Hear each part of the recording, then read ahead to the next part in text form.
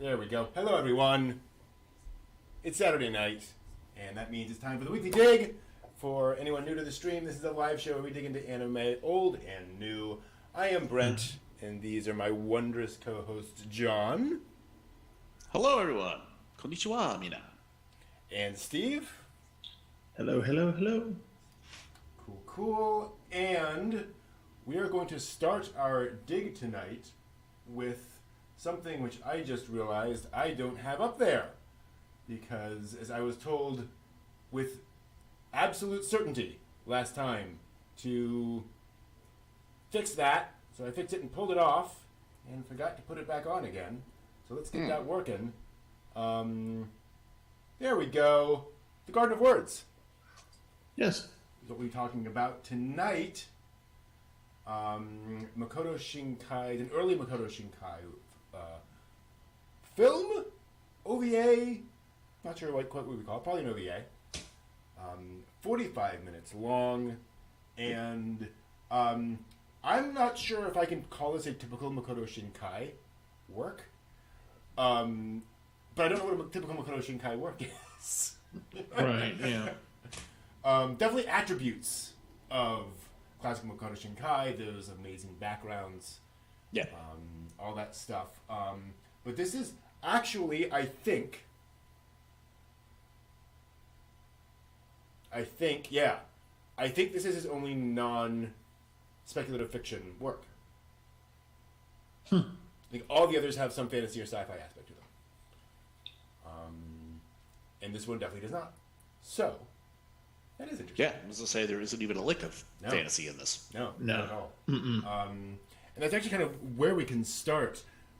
It's interesting how incredibly grounded and realistic this film is. How many logos you see, how much detail you see of signage and all that. And like a lot of the locations are real locations in Tokyo. And so like watching this, I almost felt like I was being overwhelmed with like, this is real world imagery. We are in an actual place like New York City. It's not just kind of a genericized, Tokyo metropolis. Because oh my gosh, the detail. Yeah. What detail? All I saw were splotches everywhere. No, this is amazing. Amazing. All this rain getting in the way. He's telling you, Steve, you got to put the contacts in your eyes. That's how it works. Everything's just a blur. And we talked before about what the importance of the beginning of a work is and kind of what gets communicated there. And one of the things I loved about this, watching it, is how you start with, teenage boy on a train, monologue, complaining about everything.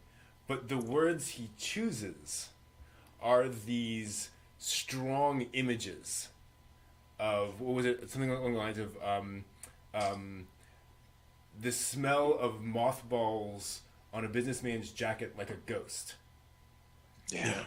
Oh, that's great. And so you get the idea that he has kind of the mind of a poet. Or kind of views life through kind of a poet's eyes, which is a great kind of introduction to the very poetic nature of this film. What were your guys' reactions when you first started watching this? Like, starting to orient yourself to the story, what was kind of washing over you? It immediately drew me in just because of all the details, the a different kind of pacing than I'm used to. Yeah. There wasn't a fast build up to anything. True. It was just kind of like, he's going through his interior monologue as he's riding the train. And then when he pops out and he talks about the rain, and he talks about the smell of the rain, which I really identify with because that's something that when I notice rain, that's the first thing I usually notice is the smell of rain. And so I was just like, oh, okay, cool. I can identify with that. And then we go through the freaking, oh my God, water shots, rain, streams, the big bough branch dipping into the water because it's heavily laden with rain, and it's just kind of just and he's smiling and he's going through. He's got a clear umbrella, watching the rain coming down, and I was only minutely distracted by the fact that he had to pay to get into the park, and but once he gets into the park, and then he's walking on the bridge, and you can hear and almost feel the wood underneath his feet. And then gets to the thing to the little pavilion there, and I'm just like, at this point, I'm just like, yeah. This is the best thing ever, and it's just him walking from the station. It's just like, well, on these days like this, instead of taking the next train, I'm just gonna do my thing, and cut the first period class. Yeah, and what's wonderful is it ties back to that very poetic idea that he's aware of smells, sounds, all these things, all the five senses are all kind of interacting. He's dialed in on the experience for sure. Yeah. When this first started, I was just like, okay, let's see where we're gonna go with this, and then just was washed over by this, like, wow. It's like I rewound bits of it when they were just doing the water stuff, and I'm like, how much time did you spend on this? I know, this is right? Amazing. Mm-hmm. Yeah. And this is, and it should be pointed out. I'm gonna just make absolutely sure here.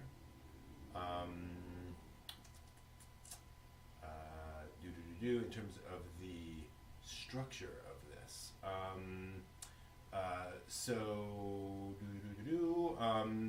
That's right. So this is actually a little later in Shinkai's filmography than I originally thought. He'd already done Place Promised and 5 centimeters per second, and Children Chase Lost Voices, and also worked on Someone's Gaze, and then Garden of Words. This is just before Your Name, actually.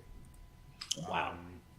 So he had a staff, Right. This is definitely a lot of people working on all this, and it shows. I remember one of the things he said when he was working on, I forget what it was. It may have been Place Promised, where he was like, I don't know if I can find people who are as obsessed with background detail as I am. And thankfully he did. Yeah. Very clear. And then he shows up, and very much to that point, what's fascinating about this film is its pace. How just sort of languorous it is, that it's just kind of unfolding in the way of a quiet day in the rain, just sort of wandering through a garden. It's pretty cool. Yeah, its pacing was oddly, that was the exact feeling I got from it. It's like, it's oddly like a really actual rainy day where nothing is that big of a hurry. You're not really trying to accomplish very much. You've got things that you got to do, but you're just, you know what I mean? You're dialed into the rain being that sort of peaceful noise. And it's like, wow, you think about it, it's like, this is rolling along at that kind of pace where you'd think most people would be like, okay, come on, let's pop it up here. And like, no. It is this would not happen in definitely a Dragon Ball Z episode. No. Yeah. No, this is definitely the ASMR anime. Absolutely. Well, it's also interesting because of, again, kind of what it's communicating early on. You have a high school student who is wandering off at the beginning of the school day to just kind of sit somewhere and sketch. It's like, what? What's going on? And then there's this businesswoman who's just sitting there drinking beer and eating chocolate. In the morning. I'm like, wow. Not your typical anime characters here. So yeah, that was very interesting to me. And then this quiet moment, and then she gets him. She recites this poem, and I listened to the English dub of this, partly because I watched a panel of a guy who said, I watched English, I watched Japanese, both are excellent, like both are, they do a good job. And I really love how the woman who did it made it sound like a poem. You can tell she's referencing something when she's saying it, not in a stilted way, but it kind of cues you into something that in the usual Japanese everyone would recognize. Like this is clearly first year middle school kind of Japanese classics kind of poetry. Right. Because we don't know what it is, you need that extra clue in English, which I appreciate it. And off she goes. And then he comes home. And first off, he has parents, yay. And it turns out he kind of doesn't. I discovered later I was confused by this scene because I thought this was his dad. I had to rewind it and go, wait a minute, that's a little too familiar. Wait a minute. Mm-hmm. I thought it was just kind of playing that it was playing around with modern families, people being much more familiar than they would have been in the old days. But no, it's his older brother. No, it's his older brother. Which made a lot more sense for the conversation that subsequently happened. happened. Yes. I was like, so wow, lost. Dad, you're really relaxed about what's going on here, and I'm not sure I understand why. Like, oh, brother, it makes much more sense. Mm-hmm. Yeah. And in retrospect, he does not look 20 years older than him. It's just one of those things. And gorgeous food. And then next big thing that actually I noticed was him waking up. Because again, one of those things just keyed into cliches and such. His phone goes off and he immediately grabs it and wakes up, which is so not the stereotype. Yeah. Mm-hmm. So it's like, this guy's responsible. In other words, he's not skipping school because he just doesn't care. He's skipping school because he has his own focus. And again, I just love those little things that they kind of weave in. Pretty clever. And then back he goes, and we spend more time with him there.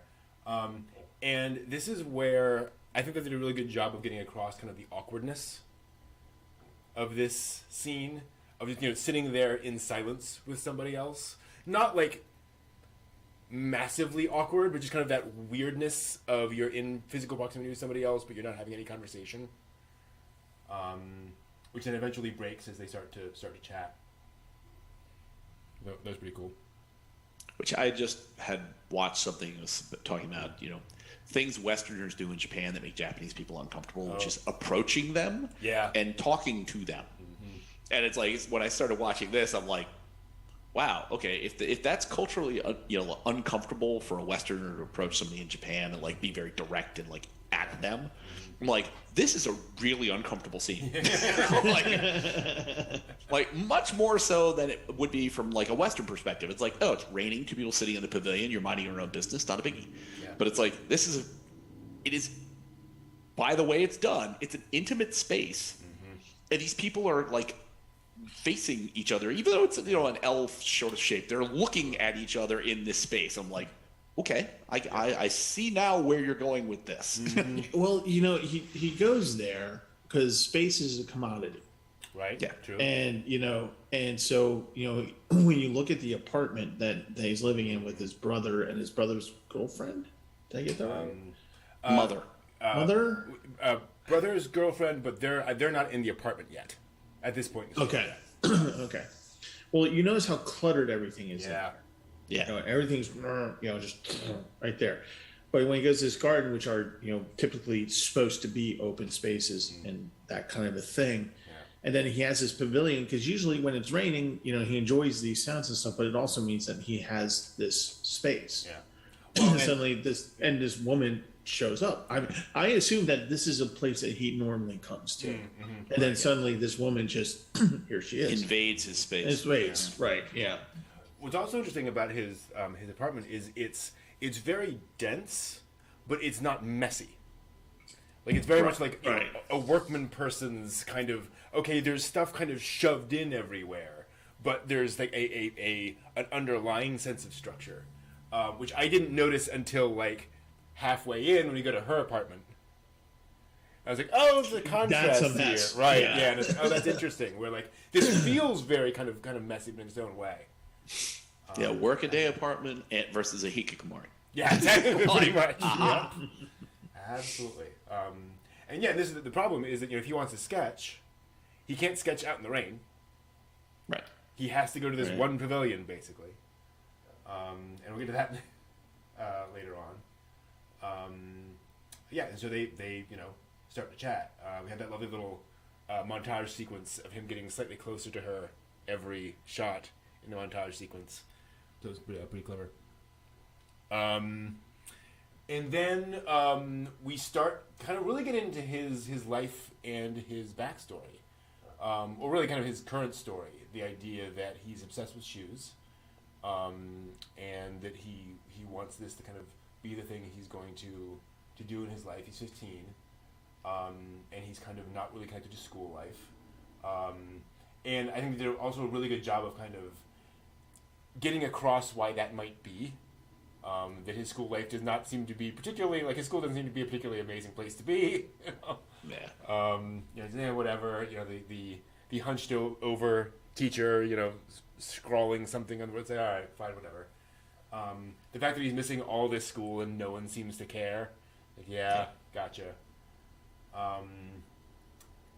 And then he starts public school 345. No, exactly. Yeah. Just show up if you do. If you don't, who cares? And then he starts talking about what she means to him, and that's where I started to be. Oh, that's where this is going. Because he talks about how much he looks up to her as an adult and how she's kind of everything he wants to be. and also he's like, and I've just got to make it in shoes. This is my dream, and this is my passion, and I'm gonna go. And she's everything, and I'm like, oh no, dude. Oh no! So wonderfully naive when he goes, "It's the secrets that I want to have to learn and understand." And I'm just like thinking to myself, I just left an awful job myself, and just like going, "Oh, dude, no, no, you're let that ride go a little bit longer before you hit that." I mean, he acknowledges the fact that she's there at the same time of the morning. Yeah. And she's drinking in the morning. It's like, so it's really this interesting sort of worshipful way he approaches. He obviously, the film shows from his perspective, he always looks at her shoes. Yeah. Like every time he's like near, he looks at the shoes. He's sketching her feet. It's like, so he's really involved in this thing. And it's like, your adult worship here, you're just missing this entire huge segment where it's like, these are red flags, dude. You don't want to be like sketching and drinking all day in a pavilion in the middle of the park, like. If you're sitting there with a woman, a young lady who is got 2 beer cans and eating chocolate bars, and that she needs to be so. I mean, he even he's just like, shouldn't you be at your job or something? Yeah. And she's like, I decided to skip it today. But you see, but for him that makes sense because that's what he's doing. Right. Exactly. He's in a place where he doesn't really care to be, and he doesn't feel the consequences of not being there. So he's just like, oh, okay, she's kind of doing the same thing. So you're there's a kindred spirit. There's a kindred spirit, not understanding that he's dealing with a borderline alcoholic. Who's probably well on her way to becoming a type 2 diabetic. And it's just, but it's wonderful. I mean, here's the other part of it. I mean, I'm joking around about it, and it is kind of funny in a way, but this is the storytelling. This is the part where you go, we as the viewer are recognizing these things, and we're just going, no, dude, wake up. And then but then we're just like going, well, we know about the guy. What's her story? What's her story? And we don't get that until what, 3/4 of the way through? No, this is where it happens. Like this is where it shifts over to her perspective. Yeah. We don't get like all the story, but this is where we start seeing, her and trying to get on the train, and the train pulls out of the station. Have I had days like that? Oh, no kidding. And I just want to actually point out one of the things I like about it is that in a lot of other anime, it would be, she's there in line, and then we smash cut to the train going, and then we see her on the platform. No, we see her in line, everyone moves forward, and she stands there. And she's kind of, and then she starts to move forward, and then we see the train. So this isn't just like, I decided not to. She's struggling. Yeah. I love that. And then she comes back. She eats his food. And this is where you see her apartment. Where it's like, not what I expected. She has that conversation with the former boyfriend. Yeah. Who is being supportive, but she's talking there, and she's just like, and it's just weird how she's like almost glibly describing, I'm actually beginning to taste things other than alcohol and chocolate. Yeah. What? And I'm not as numb as I used to be. And that's when you just realize, okay, we knew there was a problem before, and now we're looking at her just going, oh my god, wow, look at that. That's the apartment of someone who is just like, my life is in free fall right now. Somebody who would be a hot mess at the moment. And free fall, hot mess, whatever you want to call it. But we now know there is something wrong. Yeah.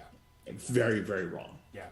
And again, I just love kind of the subtlety of you not only see all the stuff, you also see like a lot of like perfumes and hand creams and stuff around, scent, trying to get some scent going. So it's like, oh gosh, like she's clearly got, some serious issues going on here. Le Petit Prince, that's cool. I just noticed that. But yeah, no, absolutely. And it's this, you see this melancholy in her. You see that what we've been seeing in the garden is her interest in Takao. Is her just kind of... And it's not that she's, suicidally depressed or anything. But, No. Clearly, like, when she's home, she's in a different mood than she is, sitting on that bench. She's socially incapacitated. Mm-hmm. Yeah, absolutely. And then she gives him the book. And then it kind of takes a turn when he talks about wanting to make shoes, and she takes off her shoes and he proceeds to measure her feet. Yeah. And so, yeah, go ahead. Yeah, please. No, what I was going to say was this is where there's a thing I appreciated here. We didn't go all Quentin Tarantino. Exactly. Yep. Right. We didn't go there. That's not where we went. Mm-hmm. It is definitely intimate on her part. Oh yeah. Definitely intimate. Mm-hmm. Wanting to have somebody who appears to give a crap. Yeah.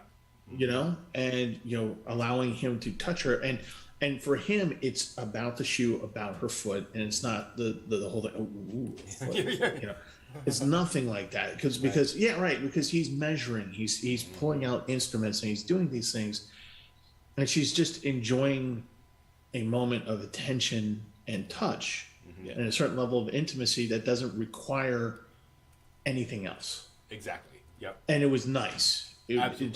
It felt nice. Yeah, no, they acknowledge the intimacy. The intimacy is very much there in the scene, but they don't make it creepy. Right. It's like, thank you, or even fan servicey, really. Right. Which would become important later on. That's exactly what I was going to say. There's also a great moment here. I forget where it is, which again kind of gets back to his sort of perspective when. She comes in and she's just kind of depressed, whatever, and he goes, "Yeah, I'm surprised you didn't get fired yet." And she says something to him, and he goes, "Oh, just go and sit down over there." I'm like, "Oh, dude, you have so put her in a box. These are the things you do. This is your role in this relationship. Go over there." Like, no. Yeah. Yeah, and then on we go into her just kind of spending her time as the weather breaks, and they don't spend time together. And this is again one of the, like you were saying, Steve, telling the story, kind of giving these breadcrumbs, how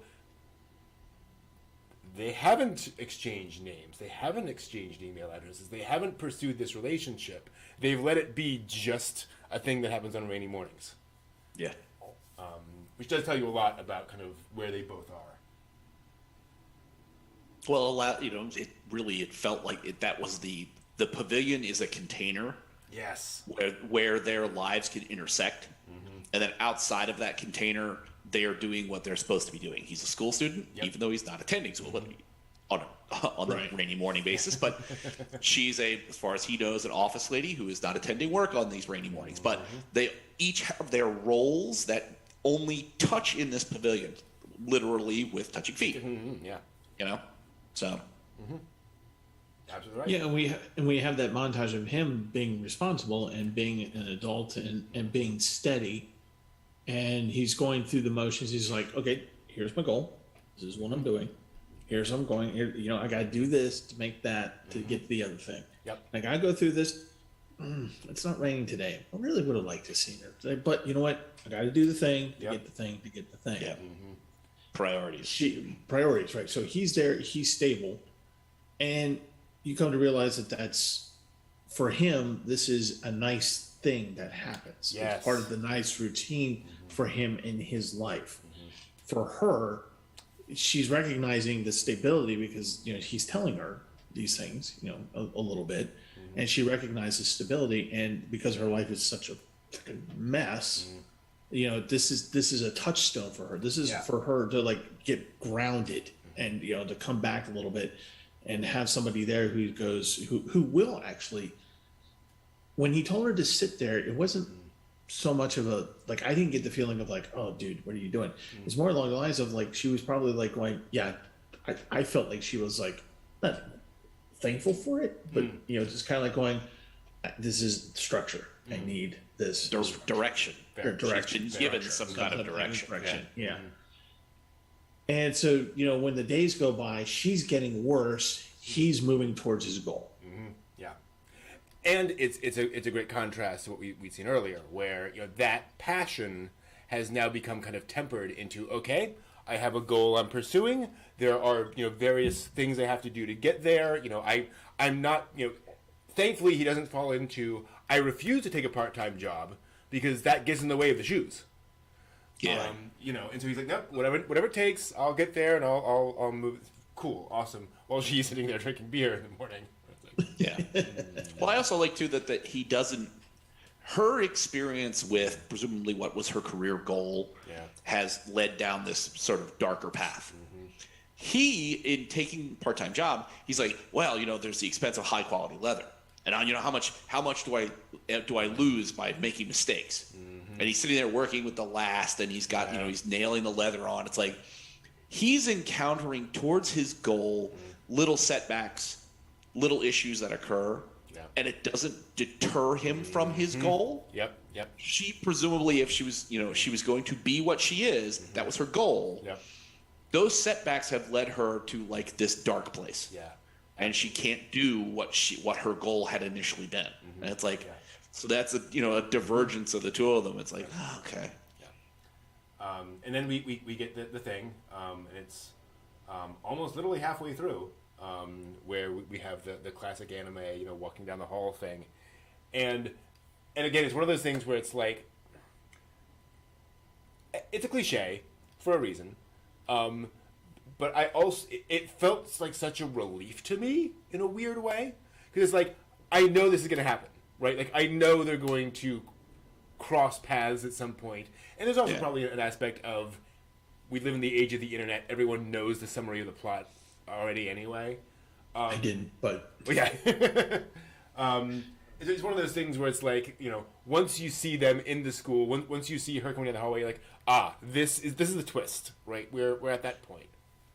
So here was me. Oh, okay, last night. So I read nothing about it. I actually had a couple of buddies at work who also former work where we talked about the anime from time to time, and I said I was going to be watching this for this, and they're just like, both of them just went, okay, we're going to shut up now.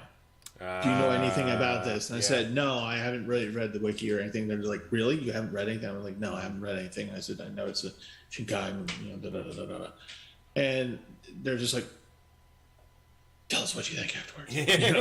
Nice. And I was like, okay. And so I'm watching this, and it is a cliche. As they're walking down the hall, I'm like going, okay, something's going to happen.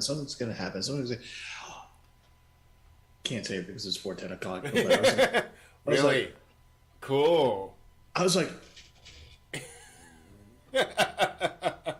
what?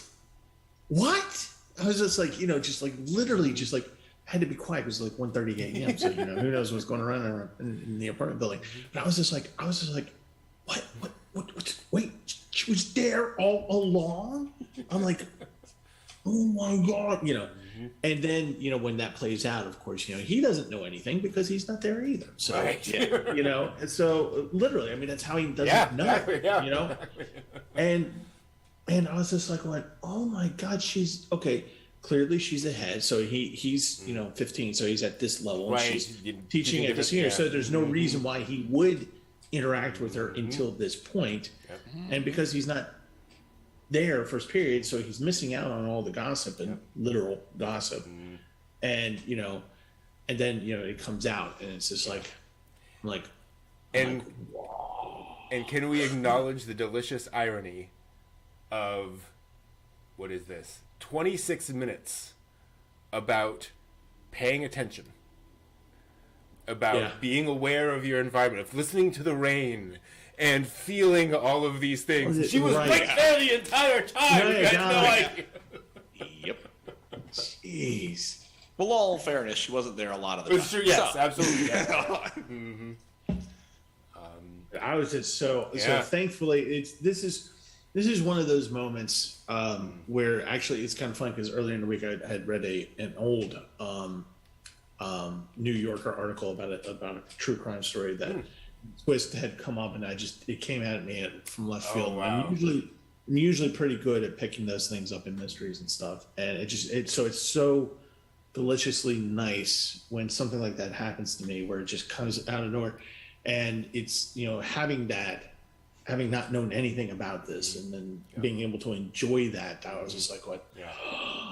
That was so much fun. People do not appreciate what it is like sitting on your parents' couch, at 8 years old, watching this really cool movie that you really enjoyed, watching the sequel to this really cool movie you've really enjoyed, and having the bad guy go, "No, I am your father." Right. Yeah. And just mind blown. Yeah. Exactly. John, what was your sort of reaction to this scene? Once they flipped fully into like him being in school and like his friends and these interactions, I had that same kind of like aura of foreboding. I'm like, so I don't know what's gonna happen here, but we're not in the park anymore, and like this is getting much more in depth about what's going on here. I'm like, what are the chances that it's going to be a weird reveal, like she's somebody's parent or like something's going to happen? And then they walk down the hallway, I'm like, and there it is. And it also doesn't help, with experience, knowing like your name and all these other things, which have all these weird coincidences in them. Right. So Yeah. Well, I mean, and that's certainly too when you're looking at them like a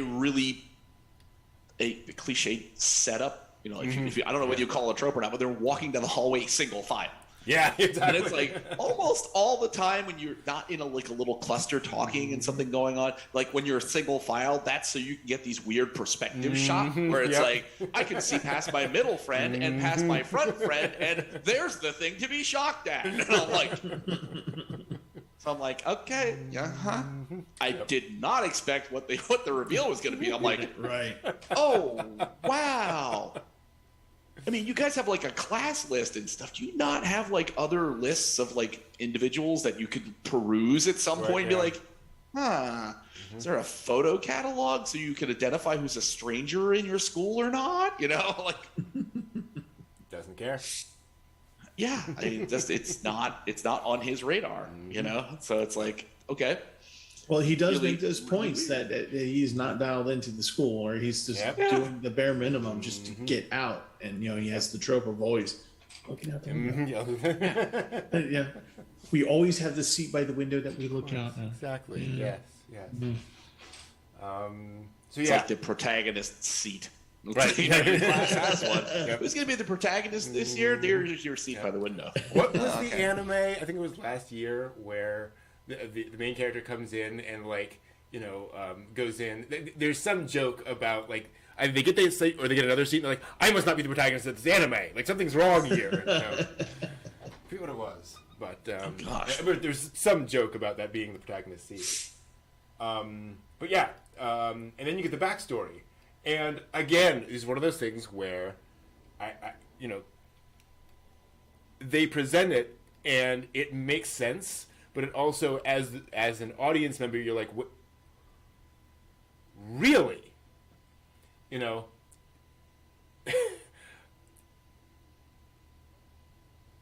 A couple of Heathers spread rumors, and that made you not go to school anymore. As an adult. Yeah. Wow. Versus like having, calling him to the principal's office, chewing him out, and being like, what is your problem? What's going on here? Respect your adult people in the school here, which is oh. And it's one of those things where, and again, it's like, I can totally imagine being a person in that situation and having her reaction. And not being able to deal with it, and not being able to do that. Like it's not. I'm not saying it is an unrealistic reaction by her, but you also realize it's not an exceedingly adult way of reacting to it. No. Yeah. That would be the plot line of how many different anime? Right. Girls were mean to me in my gym class, and they put tacks in my school slippers. Now I can't go to school. Right. That's usually a classmate, either upper class or lower class, doesn't matter, but somewhere within the student population that it makes the most sense. This is a very unusual person, obviously, before teaching. Yeah. And So that this is just, tweaked in on some pre-existing problems. right. So, Go ahead, please. so the ex-boyfriend that she's talking to, you never see his face, and he's Yeah. smoking a cigarette, and he's standing outside. And she says to him, she goes, you don't have to do this. It's not like we're together or anything. Yeah. And then when you learn that, basically these, really whatevers are, spreading this rumor, and you realize that, okay, part of the breakup was because of that. Maybe. Maybe possibly. Yeah. Maybe that was part of it, and maybe that was part of the downward spiral, and maybe it was true. Maybe it was, these kinds of things going on, because the guy did not look like he looked like he graduated. You know what I mean? He doesn't look like he's that much. He didn't look older than her, is what I'm trying to say. Sure. He didn't look like the same age or older to me. Yeah. And then as they're talking about, having this illicit relationship, whatever, the first thing that came to my mind was, and then I kind of dismissed it, was that, they're talking about him being at the pavilion and her and making action of those things. Yeah. So I was like going, Yeah. is that what they're talking about? With the timeline. Could that be? match up, But right? it doesn't. But it doesn't work. Right. And I was just I like, like so- that. yeah, but because that would have been an interesting twist. Like this whole time, it was about them, but it was totally misconstrued. Yeah. Yeah, but certainly the timeline would have been, you had to have that happen earlier for them to be there then. But it was just, there was something there that was there was a certain fragility that she had that just didn't, that this destroyed her. Yeah, basically, absolutely. Yeah. And so it's a fragility that she probably shouldn't have had, or maybe she was just as unprepared for the world as opposed to him not being unprepared for the world, because he's going through the motions at age 15. When I was age 15, I had a job at Roy Rogers, and I was just like, about after 2 months, I was like, see ya, walk out the door, because there was no emphasis on I'm going to be doing X, down the road. So this is where I'm going to. No, he structured a life thing, whatever, and she had no nothing, no safety net on like what happens in the real world. Yeah, like emotionally. Yeah. It should also be pointed out, couple of things. There is a long-standing tradition against with male teachers at high schools of appreciating the fact that how many high school girls are hot for teacher. This is kind of a public secret that this is a thing that happens, that there's a lot of that going on, and there have been a non-trivial number of male high school teachers who eventually married a student, a couple of years later, whatever, and who, certainly hung out a lot back in the day. So, yeah. Honey, just wait till you graduate middle school. Then we can be together. Right, exactly. God, no. Grooming. No. Stop. Just wait until you graduate grade school. No. No. That's Kodomo no G-Con. Yeah, there we go. We went there. Oh, God, no. Anyway, point being, so I do think that this is playing off of a double standard. That male teachers can do this, but if there's any whiff that a female teacher has spent any time with a male student, well, then clearly she's going off and they're in love hotels every day. Yeah. So there's that. Well, they did this with Domestic Nakanojo 2 seasons ago, where boy loves his teacher, and finds out later that teacher and her younger sister that he's had a relationship with, their parents get married. Oh, now they're a big family. Now there's like this. They're living under the same roof. Now he has much more opportunity to speak with teacher, and there's like things are looking closer together. And then, of course, something unexpected occurs, and everything goes to hell in a handbasket. Oh, wow. But it's because it's a female teacher and a guy. You know, that they're like, no. Exactly. Like, verboten. Gotcha. Yeah. It's also interesting, too, that whenever we see her in school, she is very calm and collected. Granted, she's made a firm decision. Like, she's crossed the Rubicon. So there's that going on. But, like, you know, and also, like, she goes to leave, and a bunch of students run up and are clearly, like, sad that she's leaving. So it's like, you know, yes, you had this terrible thing happen to you, but clearly you also, like, had an impact on some students. So I love that they're leaving that open to the fact that, like, did she know this? Was she aware that she'd had this impact? Or was it literally like, well, some people are nice and some people aren't, and that, you know, I just can't deal with that. I don't know. But it is a really interesting kind of thing that they layered in there, that, you know, clearly she was not a, you know, she was loved by a significant number of the students.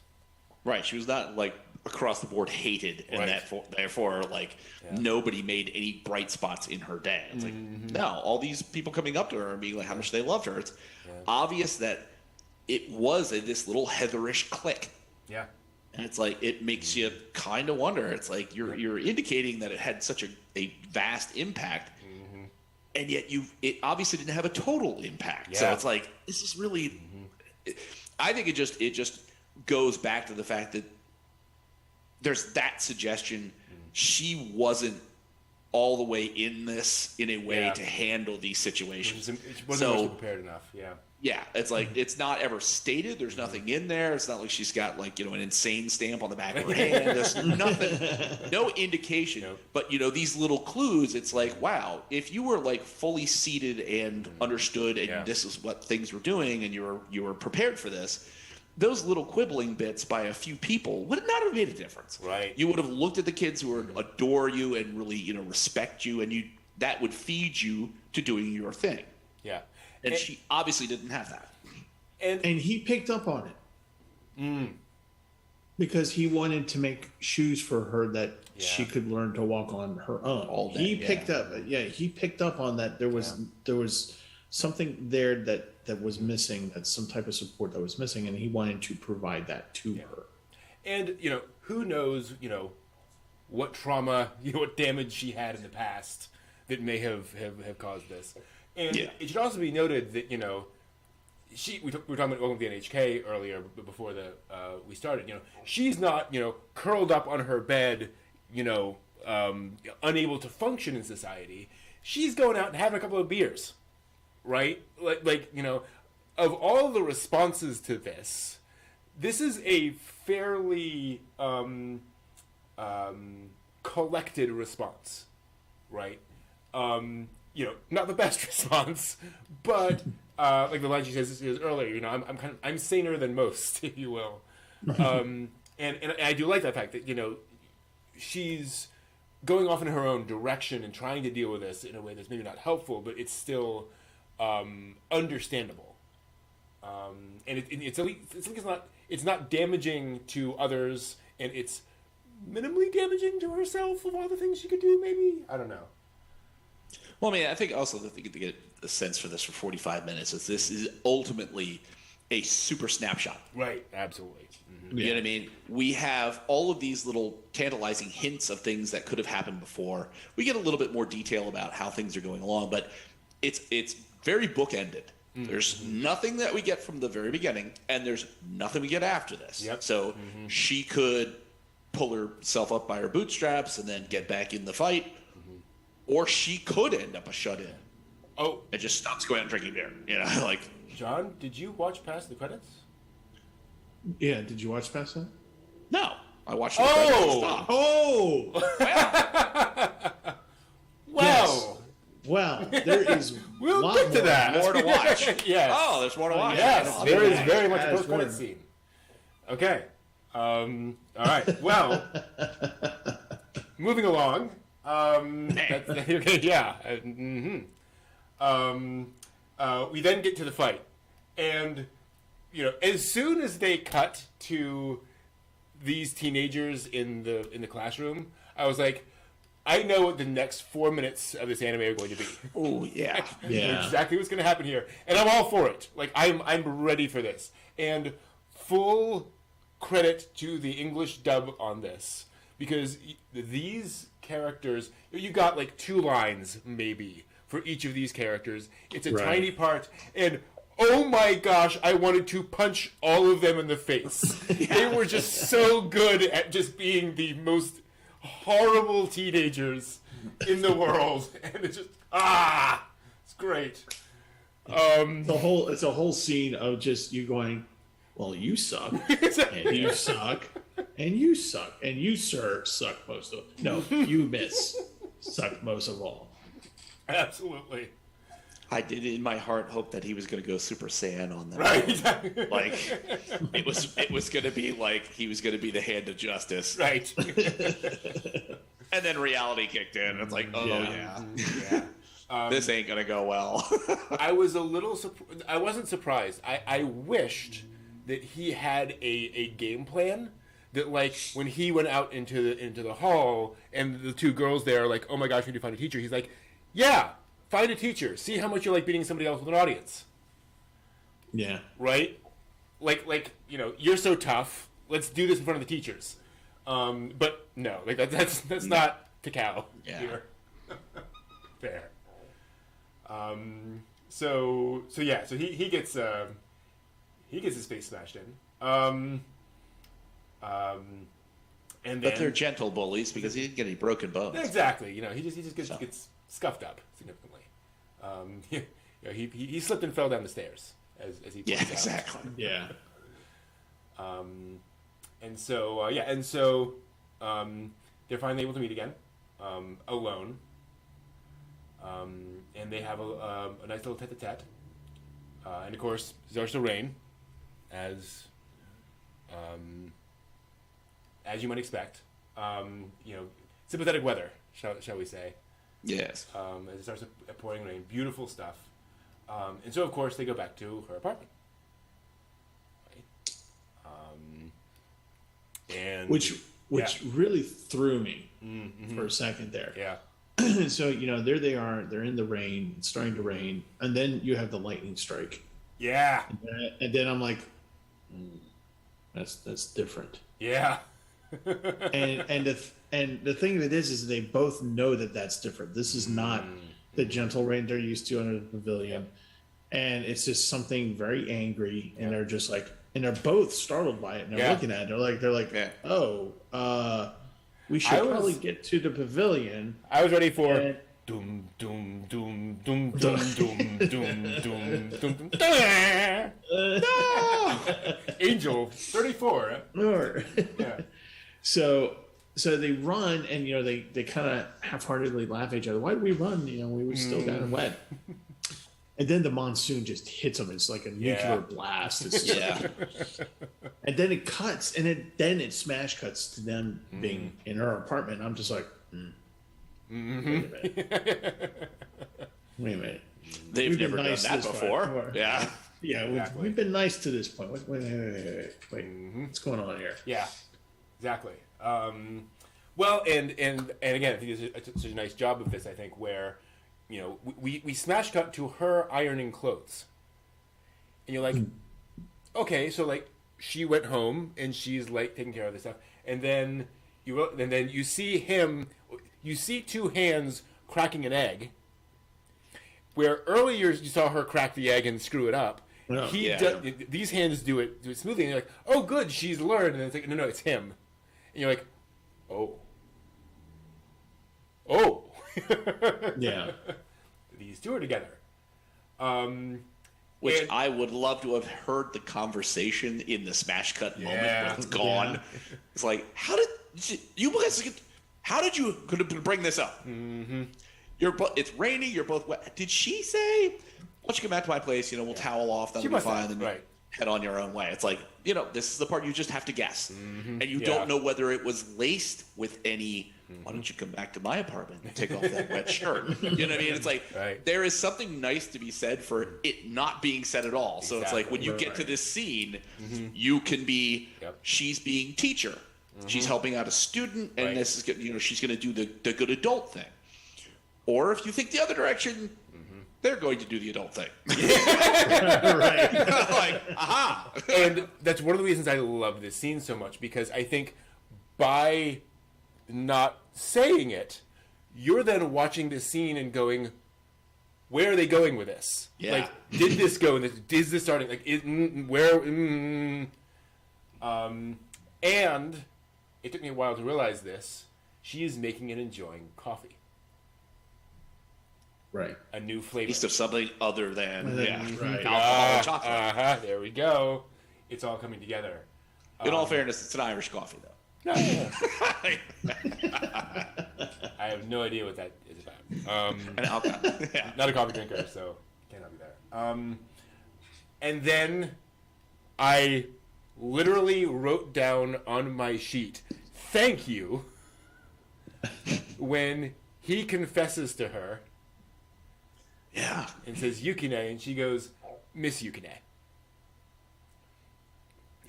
I'm your teacher."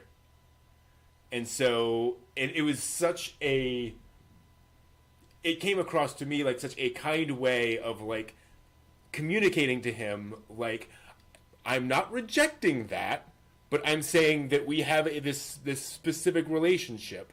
I'm not invalidating your feelings. I'm just saying there's only so far this can go. I respected that. Yeah. Because in the end, he's 15, she's 27. Right. Yeah, and she knows that. But it was I thought that was, to me, when we got to that point and she did that, I was just like, okay, she's made the decision not to. Mm-hmm. Yeah. She's made a decision not to do this, and that it's the proper decision. Let's call it what it is. And it's nothing up to this point has implied that she has those feelings for him. Right. Right. Like, he kind of worships her. She loves spending time with him, but there's no sense that there's any like serious romantic partnership here. Although I do think that the sketching the feet on her part, letting him touch her feet, isn't per se romantic, but it's just knowing the personal spaces involved. Right. It's an opening, certainly. Yeah. I mean, it was intimate, but not intimate. Right. In like a weird way. Yeah. That makes this ultimately make good sense. That he would be like, "Wow, I'm feeling this," and I love the way there's plenty enough anime out there where it's like, no, we're student and teacher. You know what I mean? Like, right. This, it was done so smartly to remind him, as you're saying, like, it's not a rejection. Right. It's just be aware of the positions that we occupy. I'm teacher person, you're student person. Not saying anything about how you're feeling about this, but this is what we occupy. Exactly. It's like, oh, that was done. I didn't feel like, oh gosh, Band-Aid off, that hurts. Oh, it's like, yeah. Steve, I apologize. I did not mean to cut you off. I'd like you to. Oh no. I was just going to say that there was, as we're going through the montage, she's doing the.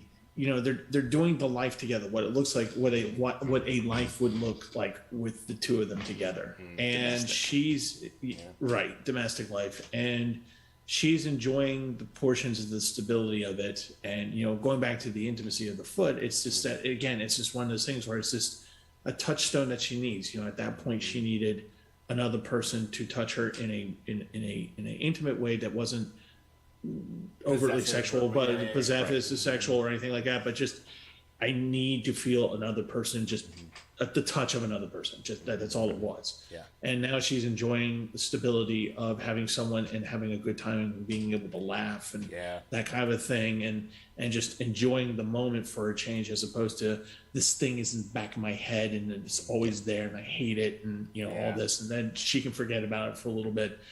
and the unfortunate part for him is that he's realizing, hey, this is what a good domestic relationship would look like. Yeah. And it is. I mean, that is a good look. That is a Mm-hmm. nice relationship to have. And he's sort of, but he's 15. This is what he feels. Mm-hmm. Exactly. He says, I love you. I'm falling in love with you. And she sees it. Mm-hmm. She hears it. Mm-hmm. It's what caused her the anguish. Mm-hmm. And she's just like, but this is the point where she's taking the first step to being her own person, because now she goes, no, this is the thing I need to do. I'm the teacher. You're the student. This is what she did, the thing that she should have done, whatever it was back then. Yeah. Right. Exactly. Absolutely. Yeah. But do you also get this? Oh, go ahead. She's adulting. Yeah. Yeah. Well, that's what I was going to say, is that she also comes from the conversation that you hear with her ex-boyfriend about talking on the phone and their interaction. She's also coming from that position of, he is 15. This might be pretty damn close to either the first love or like somewhere in the realm of 2, that he doesn't, for all of his purity of heart and all of his emotionally open and vulnerableness, he has no idea. Sure. And he proves it in the stairwell. Yeah. And so, because he then, he gets cold, and he stands up and gets his clothes and goes, and she reacts in such a wonderfully realistic way, where she sees that and she gets wide-eyed, and he goes off and gets his thing, and he's not screaming, obviously, but she's just like, I don't know how to react to this. This is such a strange direction for him to take, and I know I need to do something, but there's no manual for this. There's no reasonable reaction to this. And I really like that. And then he obviously, just walks off. And then she realized, and so to be clear, he reacted like a 15-year-old boy. He's been my dances, but I'm going to leave now. How dare you, basically. And she is now processing and realizing that when she said, basically, I want you to be here for me, and he responds, I will be here for you, he meant something much deeper than she meant. Yeah. Yeah. And that also there was an aspect of what she did that did shut him out. That she can now see why he's reacting this way. She can now see why he sees this as a rejection of him entirely, and of him even being around. And so that's why she gets up and runs after him, because she's like, oh no, we he's not leaving because he's a jerk and an idiot. A little bit in there, idiot. He's leaving because of mixed signals. Right. And we need to resolve that. Basically. Which, as we said, he's 15. Exactly, yeah. He's got a life goal. That's great at 15, when most of us had no idea. But he's still 15, so he doesn't have the processing background for a lot of this to figure out, how do I internalize what you've just said? Is it, like you're saying, is it a total rejection, or is it a suspension of a more adult relationship, and that these other things are fine, just not that romantic chunk. Just, back down, son. Right, exactly.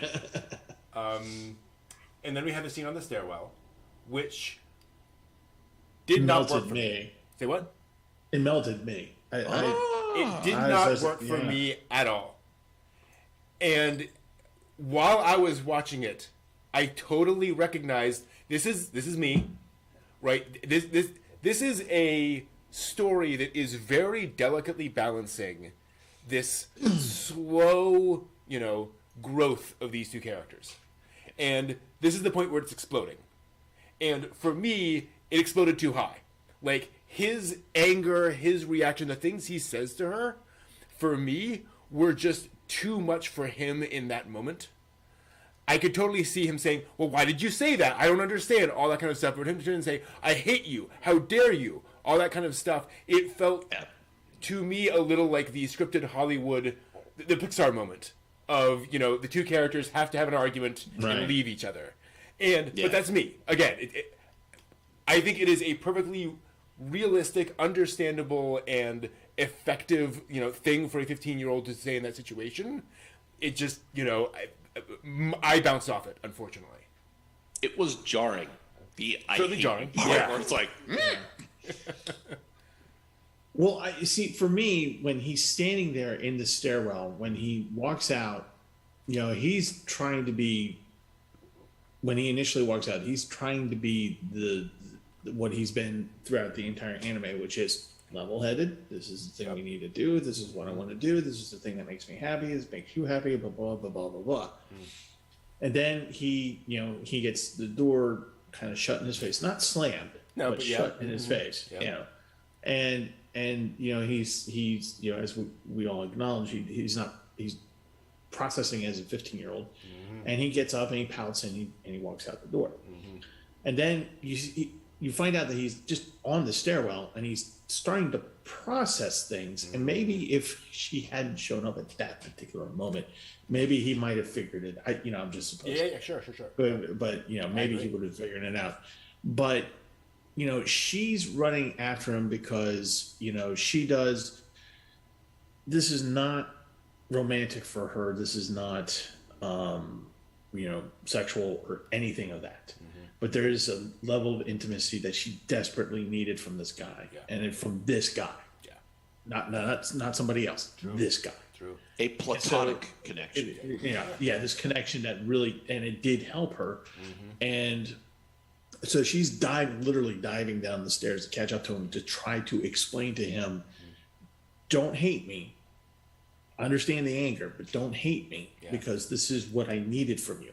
And so he's, and you guys just hit the nail on the head, mixed signals, because he's not understanding how much she needed him. And so he's just turning around, just going, okay, I put so much damn effort in all this. I'm putting so much effort in being an adult and all this stuff.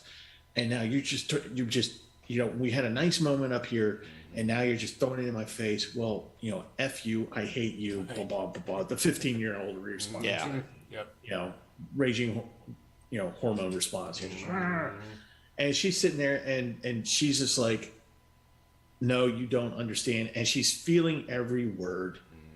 And she's not sure how to respond to this without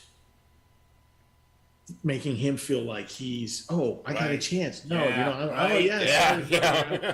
And so she's desperately trying to figure this out, and the only thing she can do is to fall apart and grab him and hug him. And this is the part where I'm out, because she just lets it all out. She just lets it. She lets it all out, and she's just like, in America we would be saying, I'm effed up.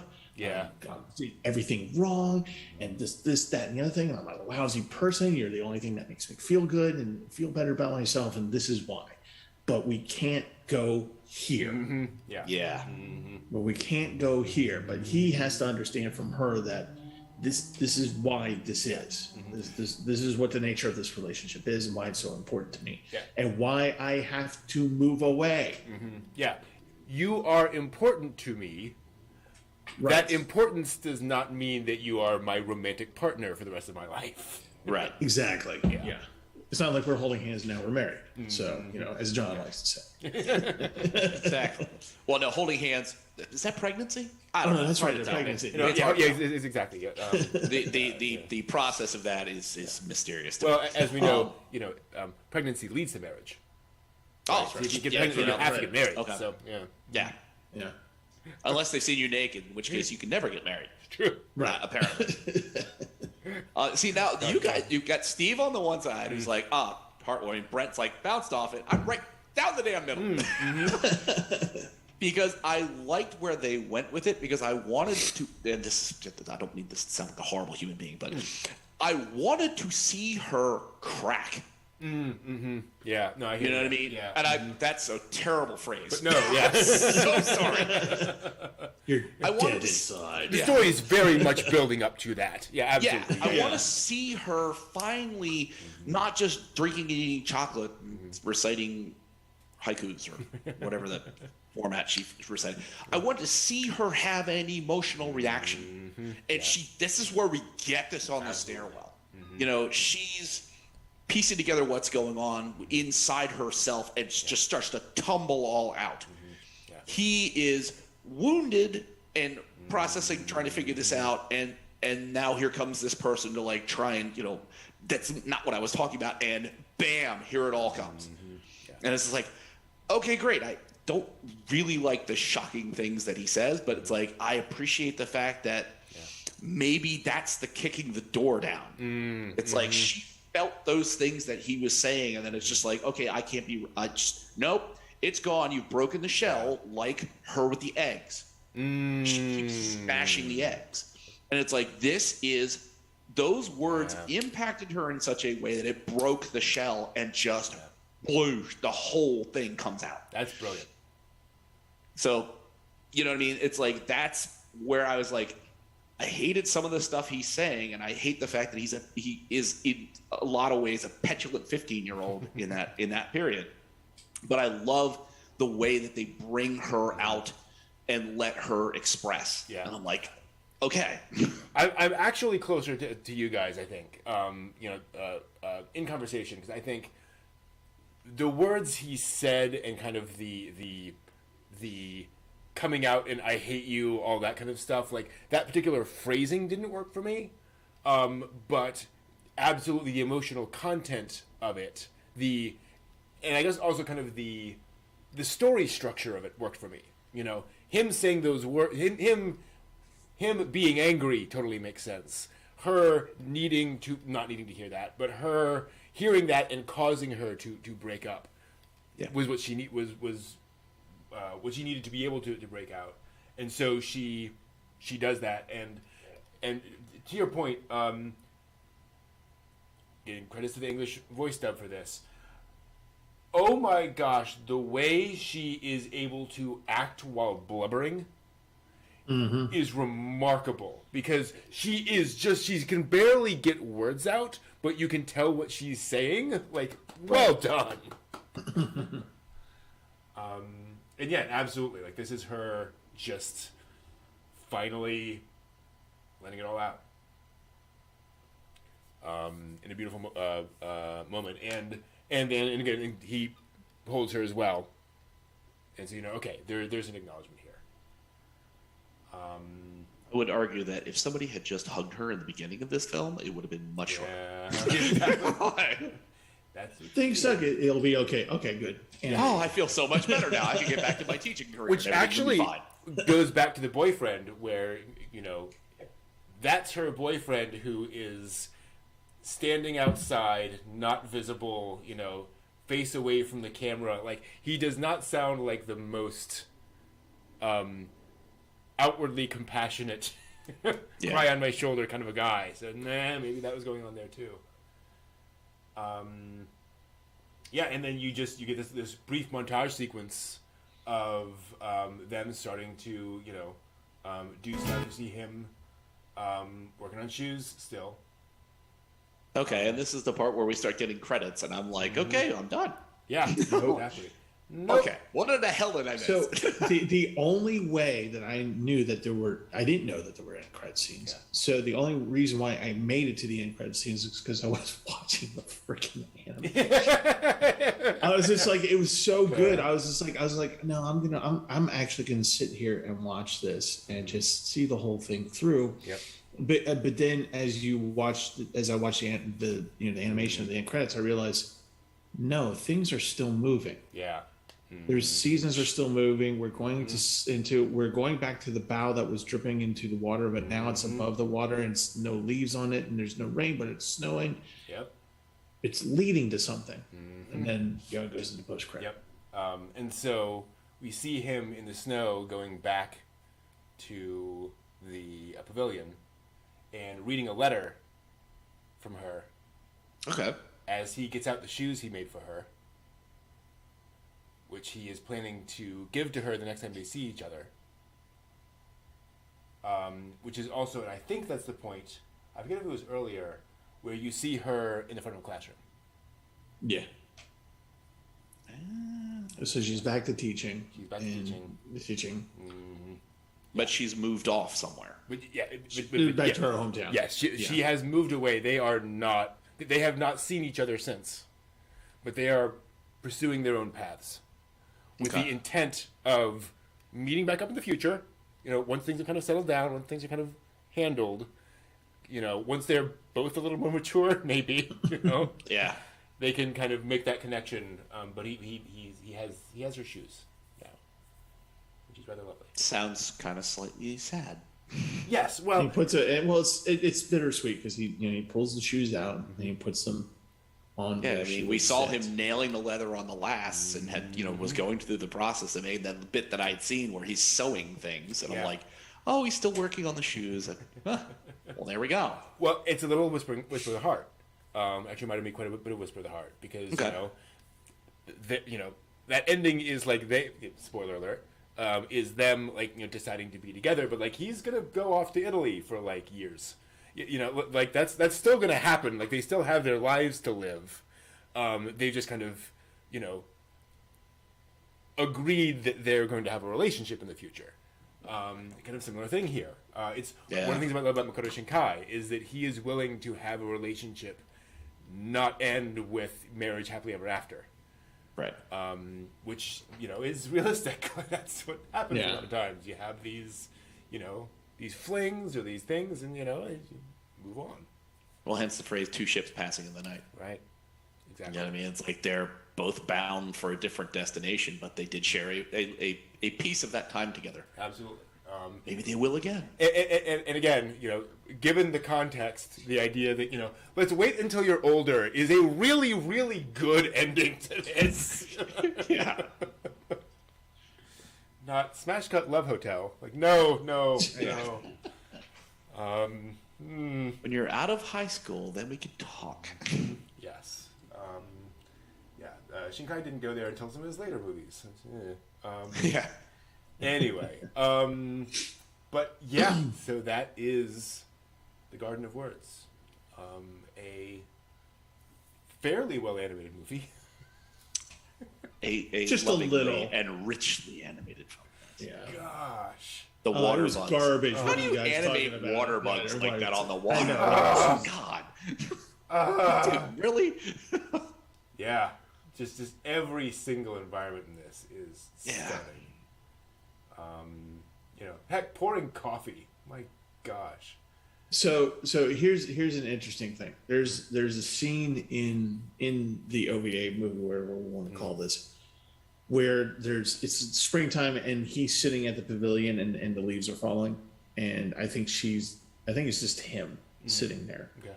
But it's kind of off in the distance, so there's not a whole lot of detail. So on another channel that I did a narration of a samurai letter, and I did it to GIF images of seasons and stuff. Cool. I had unknowingly used that GIF. That scene. Wow! Oh, so when I saw that last night, I was just like, oh, I've used that before. I was like, holy crap, that's where that came from. Okay. Pretty cool. But yes. So Shinkai has said that Garden of Words was his first attempt at making a love story about the traditional Japanese meaning of love. Where he said the original word for love, koi, was written with the characters for lonely sadness. Oh wow, how endearing! And he said that the modern concept of romance is a modern invention, a Western invention, really. And it's not the way traditional Japanese people saw love. Love has, he described it as longing for someone in solitude. As that original Japanese meaning of it. and again, kind of the implication being, it doesn't mean that you will never meet. It means Right. love means that even when you're in solitude, even when you're apart, you can't stop thinking of them. And that's really interesting. That said, he said in an interview that he created the film with the hope of cheering up people who feel lonely or incomplete in their social relations. However, he says this movie does not treat loneliness as something that must be fixed, Yeah. which I really appreciate. That this is about the human experience. You know? And this is a thing that we have, and this is just life. But yeah. Any other? It's not wrapped up with necessarily a neat bow and a happy ending. Exactly. Well, a loving marriage happy ending. Yeah, you know, a Hollywood ending. Yeah. Oh, yes, very good. There we go. Or Bollywood. There was no singing or dancing. What is it? Catch a fly. Catch a fly. Say no. Say no. Catch a fly. Catch a fly. Say no. Say no. Now you're doing Bollywood. That is from an actual Bollywood producer who is on a British talk show, and he had choreographed Bollywood, and so he said, I see people do things that are kind of racist, and I'm gonna. This is a way of doing that in a way that people in India will go, ha, yeah, that's exactly it.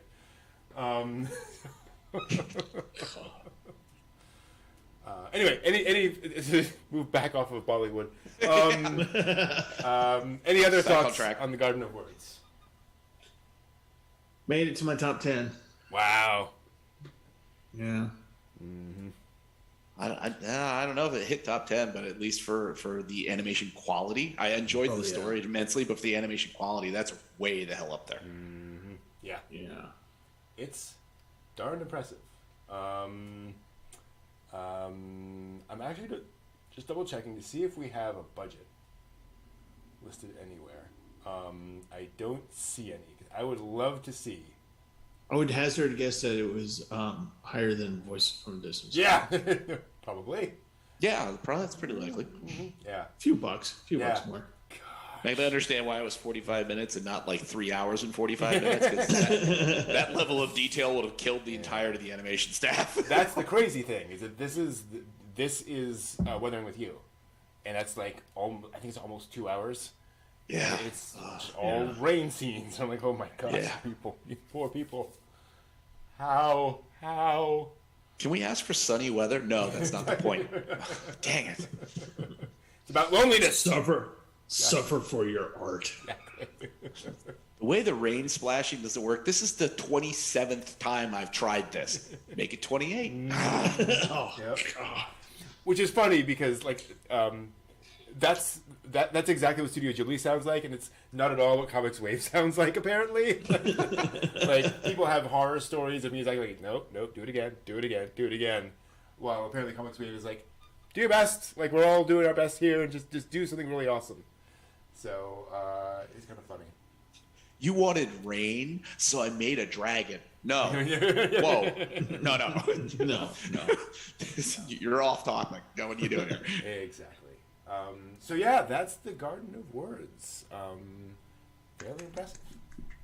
So that'll do it. We're gonna take a quick break for just a few minutes. We'll be right back to talk about more modern anime and the latest anime news. We will be right back. Sweet. Yes.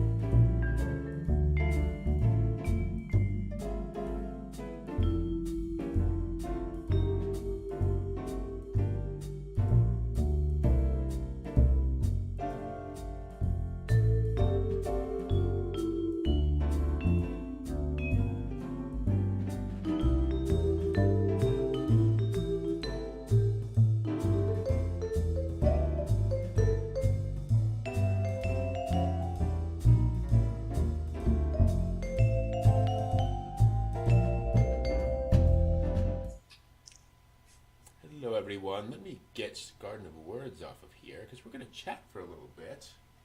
Let's take a moment, a little breather.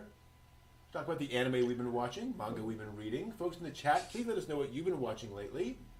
And any questions you have for the three of us. John, how about you? Trying to keep up on all the things that I'm always trying to keep up on. Princess Redive, Princess Connect Redive, Aura Frueta, Police in a Pod. I love Police in a Pod. I really enjoy the heck out of that. Nice. And then let me ask you a question. Does any romance develop between those two characters? Not so far. Okay, cool. It's purely like just two girls working at the police shop, and all of the interactions they have with the other departments. And it's just nicely done. Yeah, I have a friend where the Funimation description really, to her, made it really sound like there was a romance thing going on. So I was like, maybe later? I don't know, but I'm glad to hear that's not a thing. There's a lot of like intro credit OP song where you see them like just sort of like overlaid character images. So like one's like wearing sport equipment and the other one's just like hanging out in sweatshirt. It's like, are you indicating that they're in a space dressed like this, or this is just your image of the one character and then overlaid a character underneath it? So it's like, yes, it's you could catch a hint from that if you interpret it that way. Yeah, gotcha. But so far, no. Okay. It's the sort of grizzled older police veteran and her young rookie who hates being a cop. It's fantastic.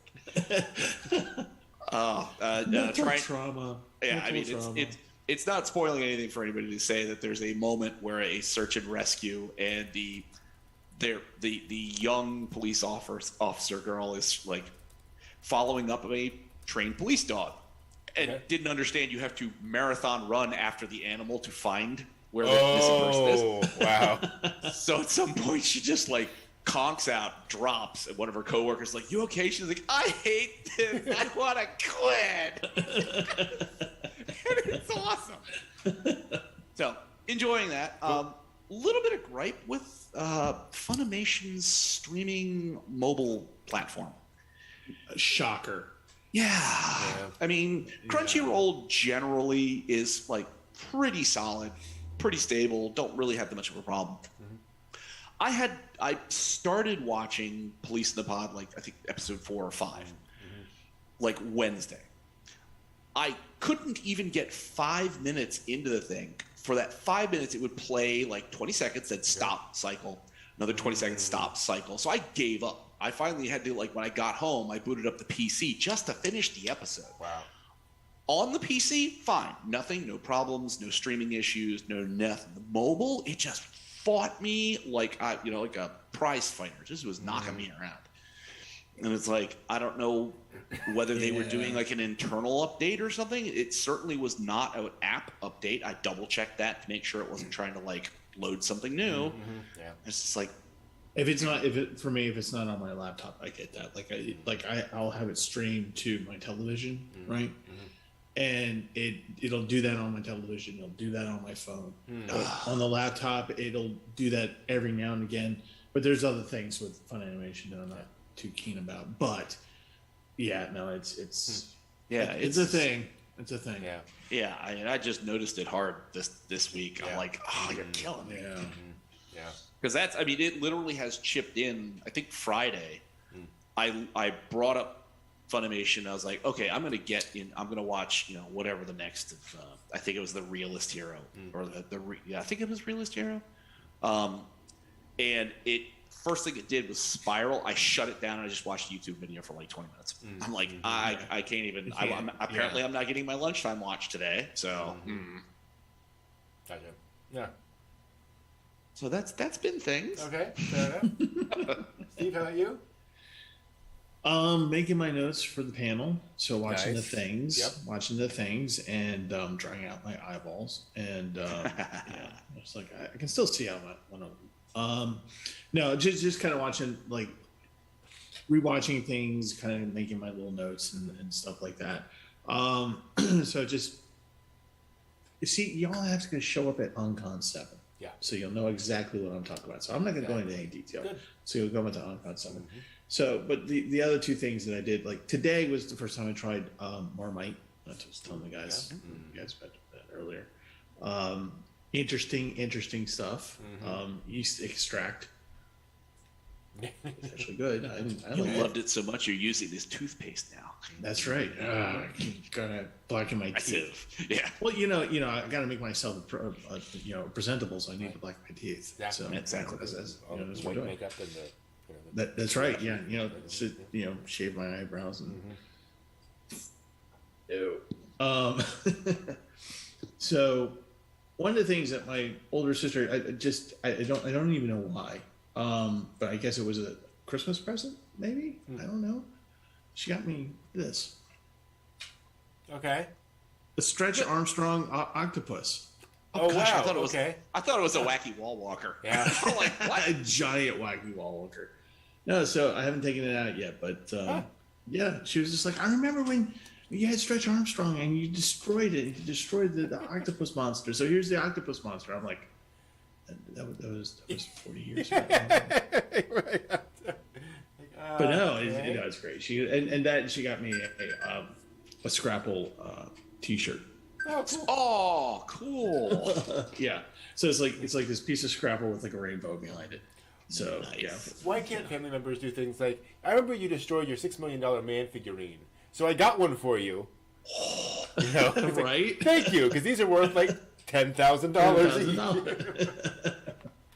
I remember you threw away that E.T. the Atari video cartridge, Yeah, so I yeah, got you that's- 5 of them in box, Right. wrapped. Great. Thank you. I had a fantastic experience this week.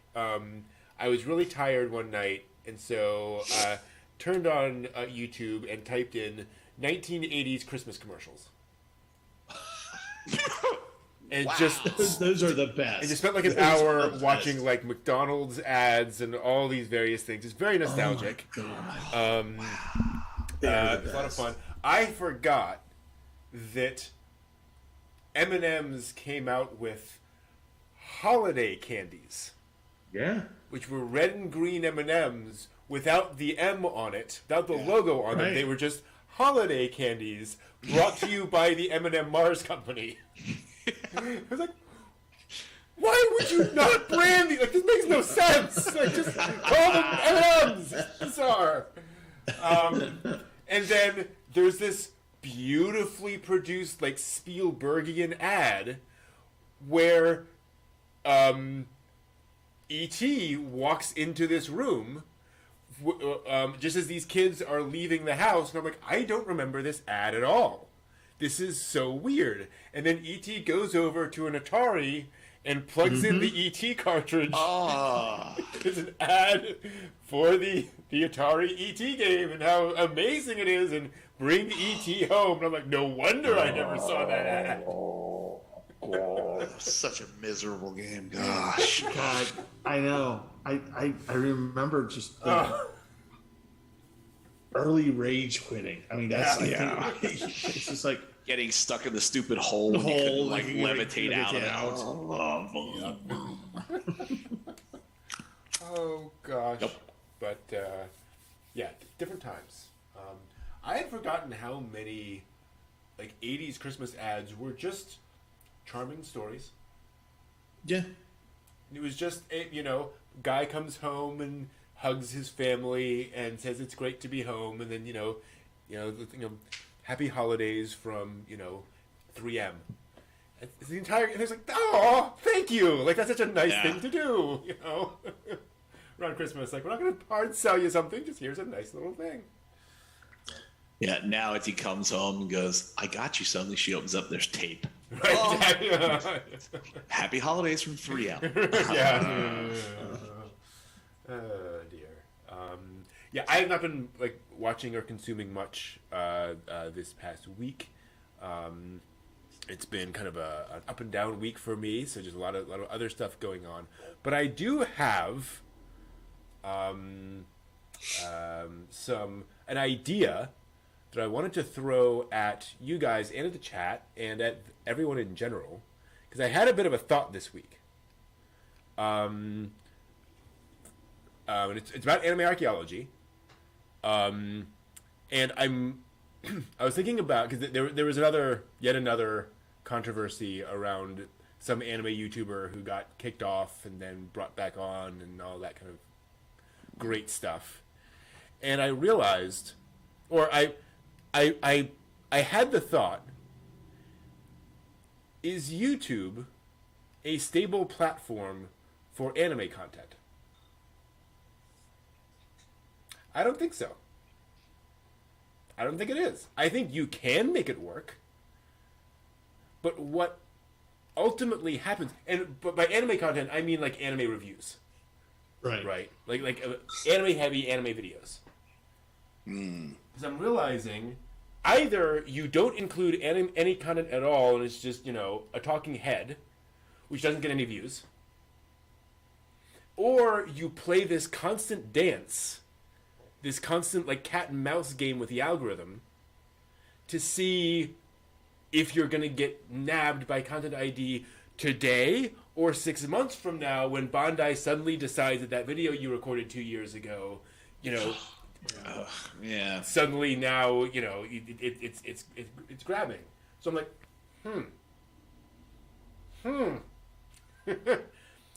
should, and to be clear, I want to keep doing the weekly dig. I want to keep doing this stuff. But would it make sense to start shifting, to start doing anime review content in a blog or a wiki format? Would it make sense to do reviews and that kind of stuff? And again, we'll still do the stuff we do here. But instead of me doing anime review videos, would it make more sense to do articles, basically, instead of trying to produce anime videos on YouTube? I haven't decided this yet, but it's something bouncing around in my head a lot. So one of the problems that I had that I stopped doing videos. Like I stopped doing putting the actual video onto the thing. Because that's what would happen is that there would be suddenly and then there's the every now and again I'll get something from YouTube saying, oh, by the way, we either you can't make money off of this, or you can still show it, or it's, oh, hey, the person, the original copyright holder, doesn't want you to show it. And you could sit here and argue what's the term? I'm always fair use. Fair use.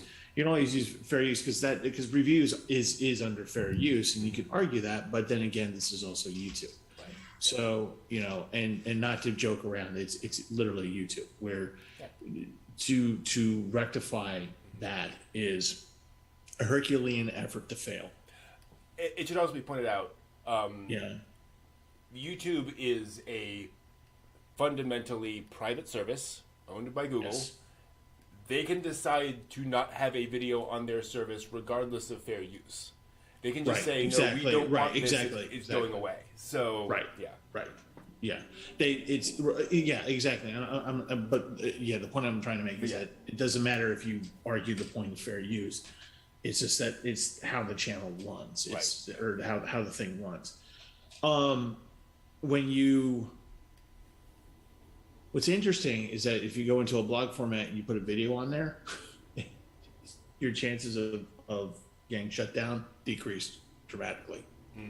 So what I once tried to do was actually make the videos and just put it on the Blogger site, which is also run by YouTube. But they don't really police that as much as they do the YouTube videos, because the YouTube videos garner more views. That's kind of why I expanded what I do on my channel, not just anime reviews, but I also talk about other things and bring other things in, because unless you find a platform where you can do that reasonably, where basically part of the problem is that the anime industry is starting to put a chokehold on what they do, on what they're licensing. And I say that as if it were a negative. There's positives to doing that for their own industry, for people to make their money. There is such a thing as intellectual copyrights and properties and things like that people should be allowed to protect. And absolutely. The industry has been very lax, and Right. they are, they're Yeah. recovering, but perhaps too strongly in some cases. Yeah. Yeah. And so, so you have that combined with platforms that are just kind of over the top with how they want to make their money and how they want to do the thing and not have to worry about it. And they automate it to the point where it's so dehumanized that you can't do anything. You can't have a discussion about why you're doing this and why it's okay. Yeah. There's no form. Like, for example, it'd be different if they actually paid attention to when you say on the forum, when you make your channel, when you decide to do this stuff, you say, hey, I am going to be doing these things. You do have that button that you push or that thing that you click, but there's not a human being behind it that says, oh, okay, we understand what you're doing. Right. Yeah. Right. We understand, we get it. And so if the system accidentally flags it, then we'll just go, oh, no, we know what you're doing. Done. Yeah. That doesn't exist. It's just whatever the algorithm says goes, and that's it, period, end of story. And trying to get a human being to rectify that. One of the channels that are getting hit hard again with this, it's not even anime, is the Great War channel, the World War I history channel. And they're getting left and right, their videos are getting taken off because it talks about war. Yeah. Talks about violence, and there's some imagery on there, not graphic imagery, but just like a tank rolling across a plain. Right. World War I, and it's getting pulled because it's in violation. Well, we all know it's not, but there's nobody there to stop it. Right. And they're just not doing it. Okay. So it's kind of hard. It's almost like one of those things where you almost have to get your own website to do this, right? So you either do a podcast or you get a I don't know if it's blog, but no, it'd be a podcast or something of that nature where like we will be there in present, and talking about the thing, and you can do that. The thing of it is that you're going to have to also go through the motions of contacting Crunchyroll, Fun Animation, Toei, this guy, that guy, the other guy. Can we show this 5-second clip of Anne of Green Gables? Well, and the issue is, even if we do that, right. Right. It's like It's a job, which it would be actually, honestly, if that's what I got paid to do, honestly, that'd be great. But that's it. But Yeah. no, We're not getting paid. We don't. Yeah, this is a thing of love. That's not what I mean. I mean, even if we do that, okay, great. 2 years from now, they decide they don't want to do that anymore, and they decide that they don't want us to use that clip. What do we do now? Do we take that episode down? We're basically now in YouTube's position. It's like, well,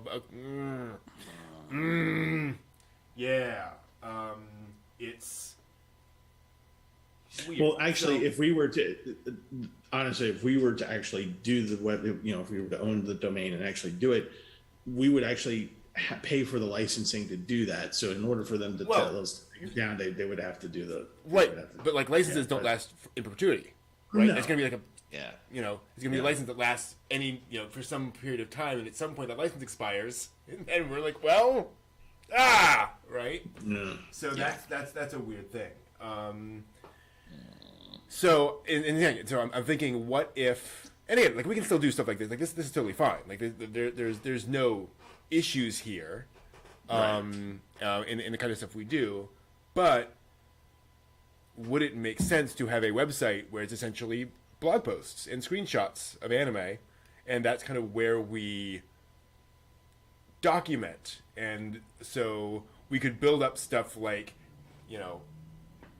a beginner's guide to anime, a beginner's guide to mecha, an introduction to the Gundam franchise, whatever.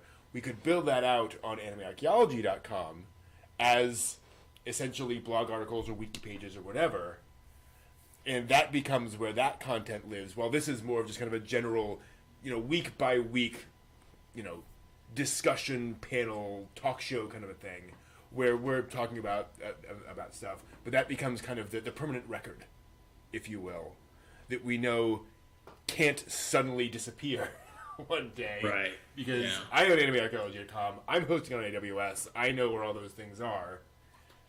I don't know. It's complicated. And to be fair, just a little bit. Yeah, Just a little bit.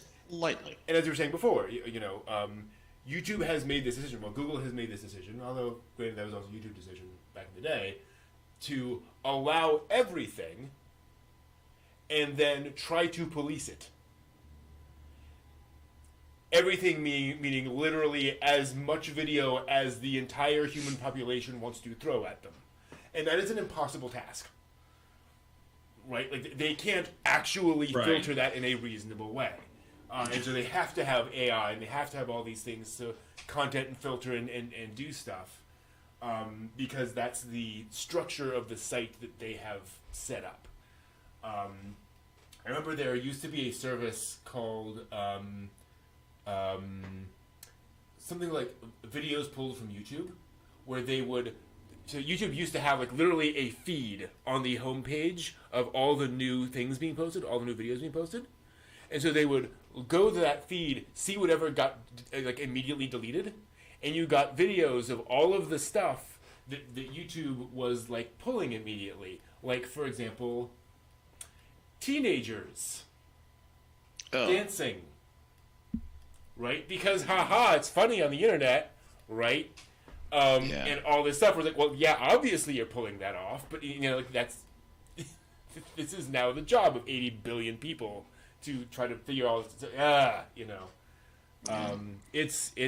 It's a mess. Like, there's just no good answer to it. I don't know. That is correct, John. I moved the camera around a little bit, so you're seeing things a little differently than you might have before.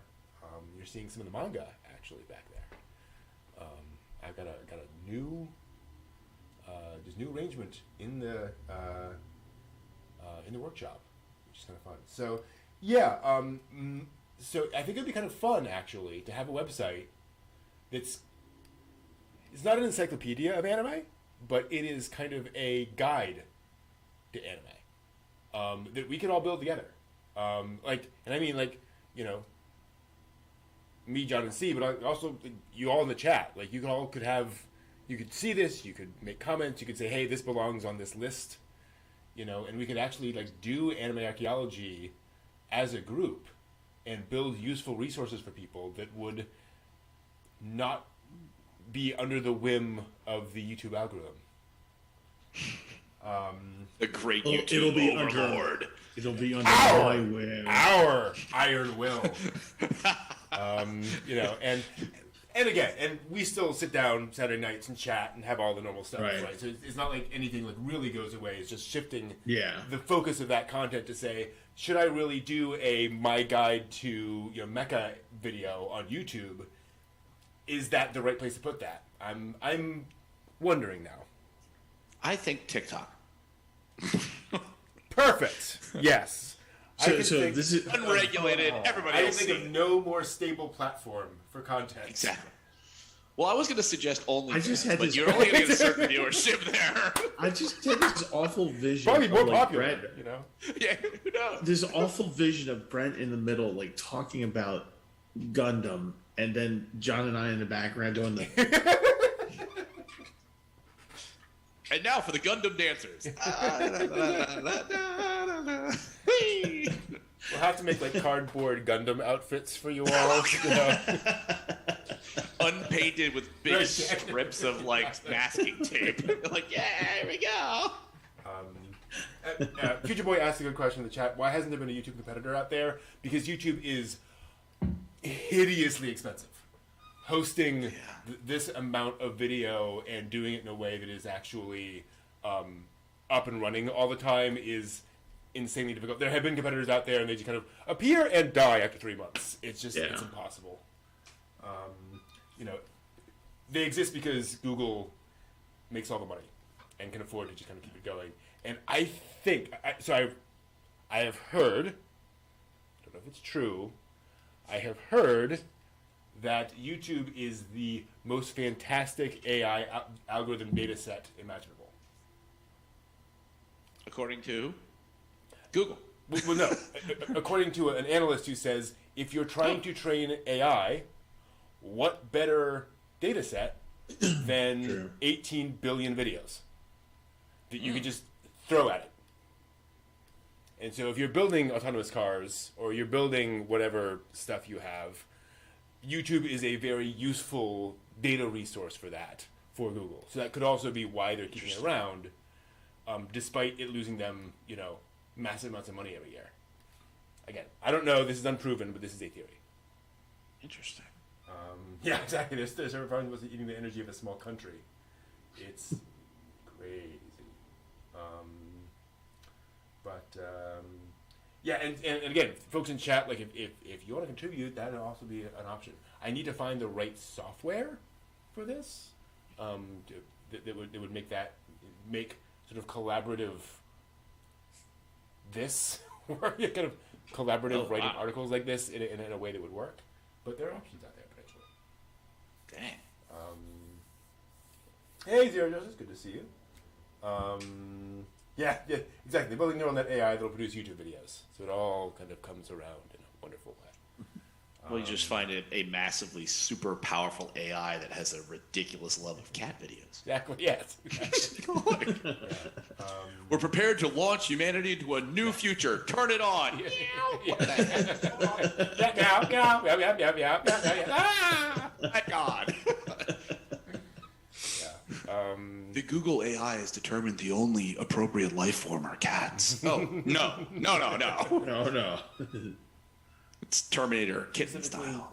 Cute little kitties. Yeah. They shall inherit the earth. Oh, jeez. Chaos Kitties rule.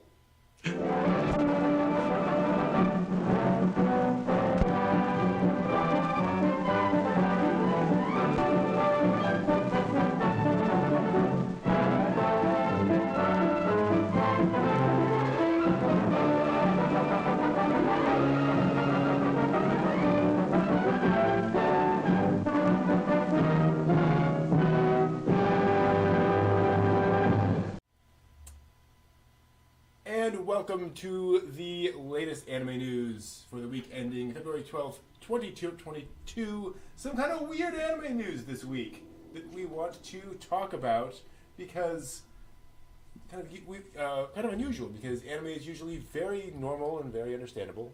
But who knows? So let us begin with a kind of an odd thing that happened this week. The fabled Studio Sunrise is being restructured.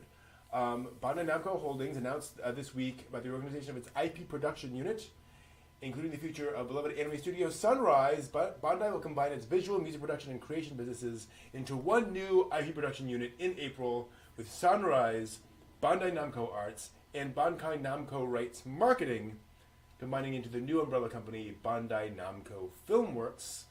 Similar things being done with Sunrise Music, Bandai Namco Arts, and Bandai Namco Live Creative. The company emphasized in its press release, however, it'll still use and develop the individual brand name of Sunrise. Okay. Because why be straightforward when we can be confused? Right, exactly.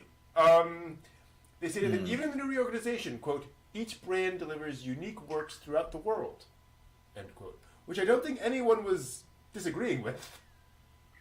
I don't think anyone was It's saying, just one of those things where, like, something terrible happens and go, that was Sunrise. That's not Bandai Namco. I don't think so. I think the opposite, if anything. Sunrise's current president and representative director will serve as president and director of the new Bandai Namco Filmworks, with the current presidents of Bandai Namco Arts and Rights Marketing moving to executive vice president and managing director, respectively. So Sunrise still sort of managing it. Basically, apparently, from what I've read, Bandai consolidated all of its animation companies in like one building. So they were all like in one place, and then they were like, "Why are we all separate?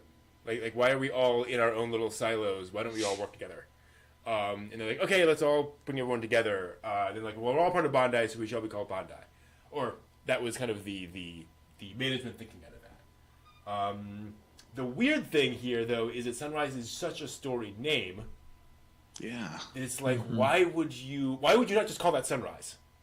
and say, hey, everything is Sunrise now. Because Sunrise, I don't know. Granted, I mean, Sunrise is a storied name, but like they haven't exactly produced a new Gundam in a while.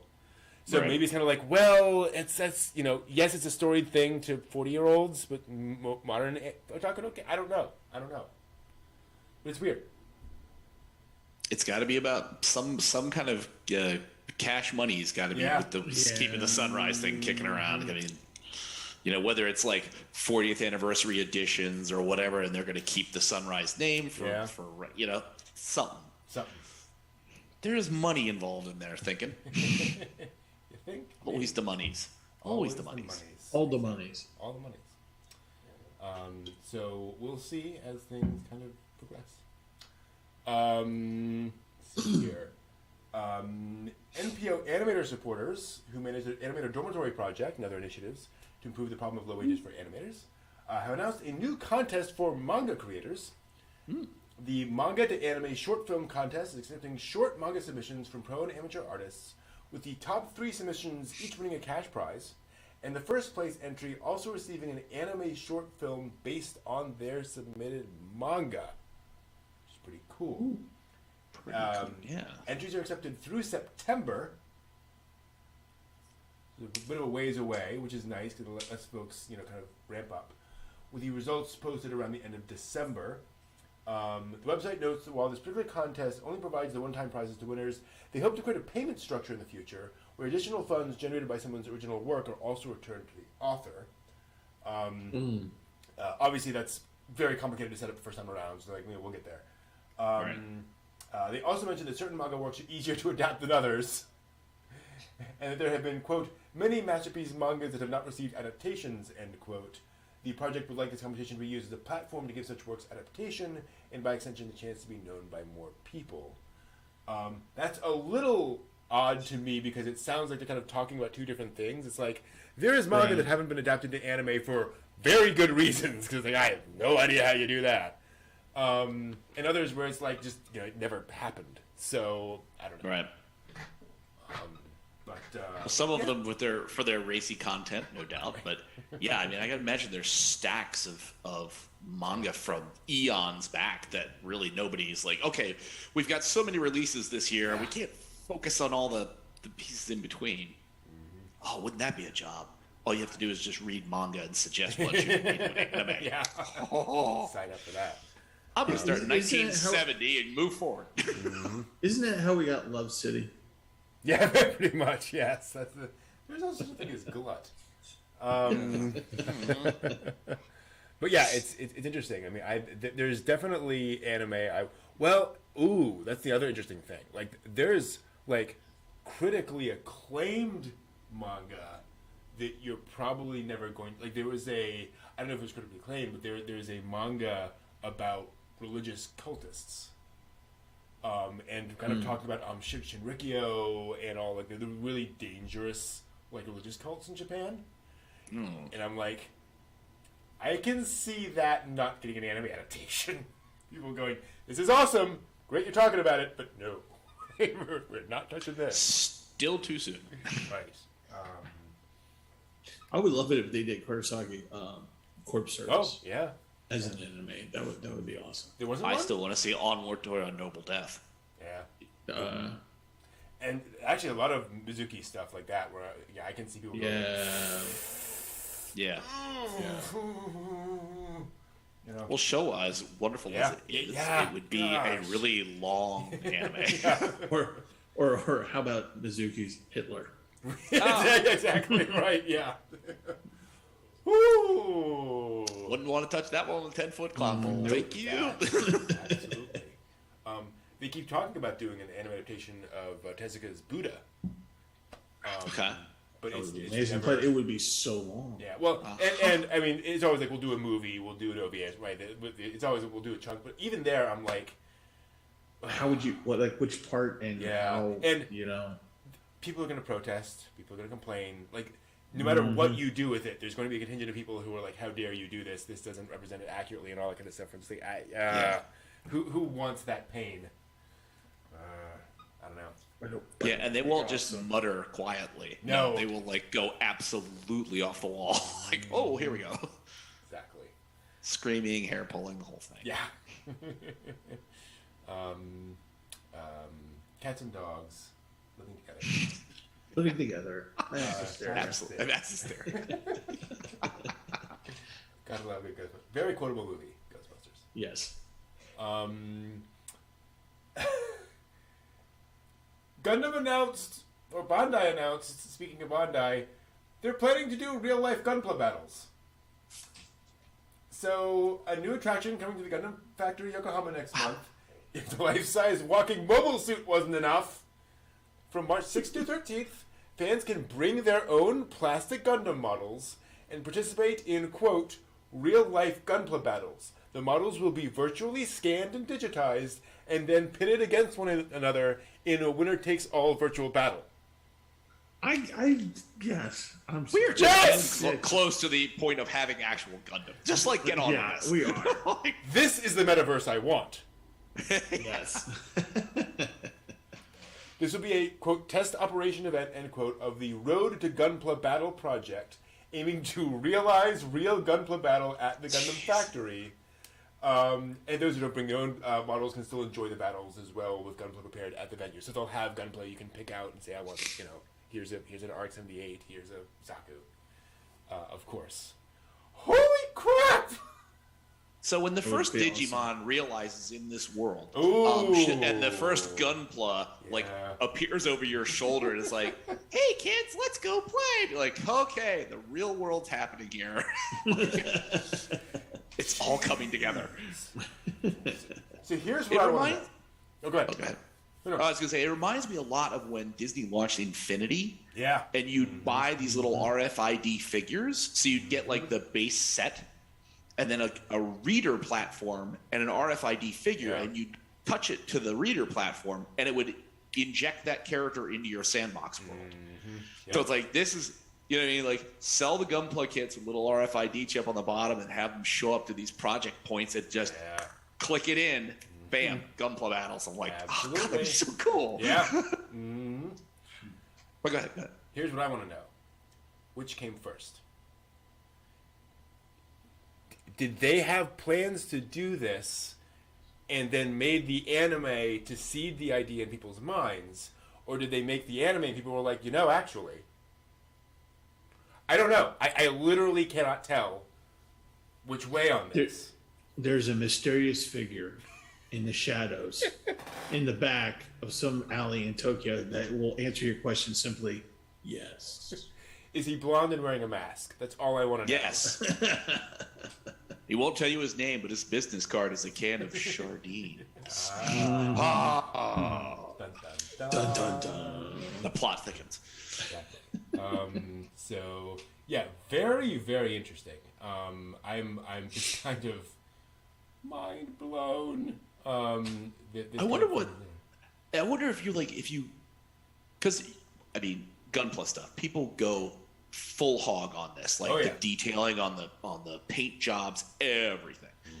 I wonder if you were digitizing these in, if it's just purely okay. I have a unicorn, or I have a Zaku, and it's just that. Yeah, good call. Or is there something about this where it's like, hey kids, if you do or adults, if you do a super fantastic job when it scans in, it gives your actual Gunpla that's the whole... this plus bonus because it's done so point. well. And it's like, ooh, I wonder. Yeah. What if this, and I'm being serious kind of, what if this is the beginning where they go, okay, we're scanning this stuff in and it's working and we got a little virtual mod world going.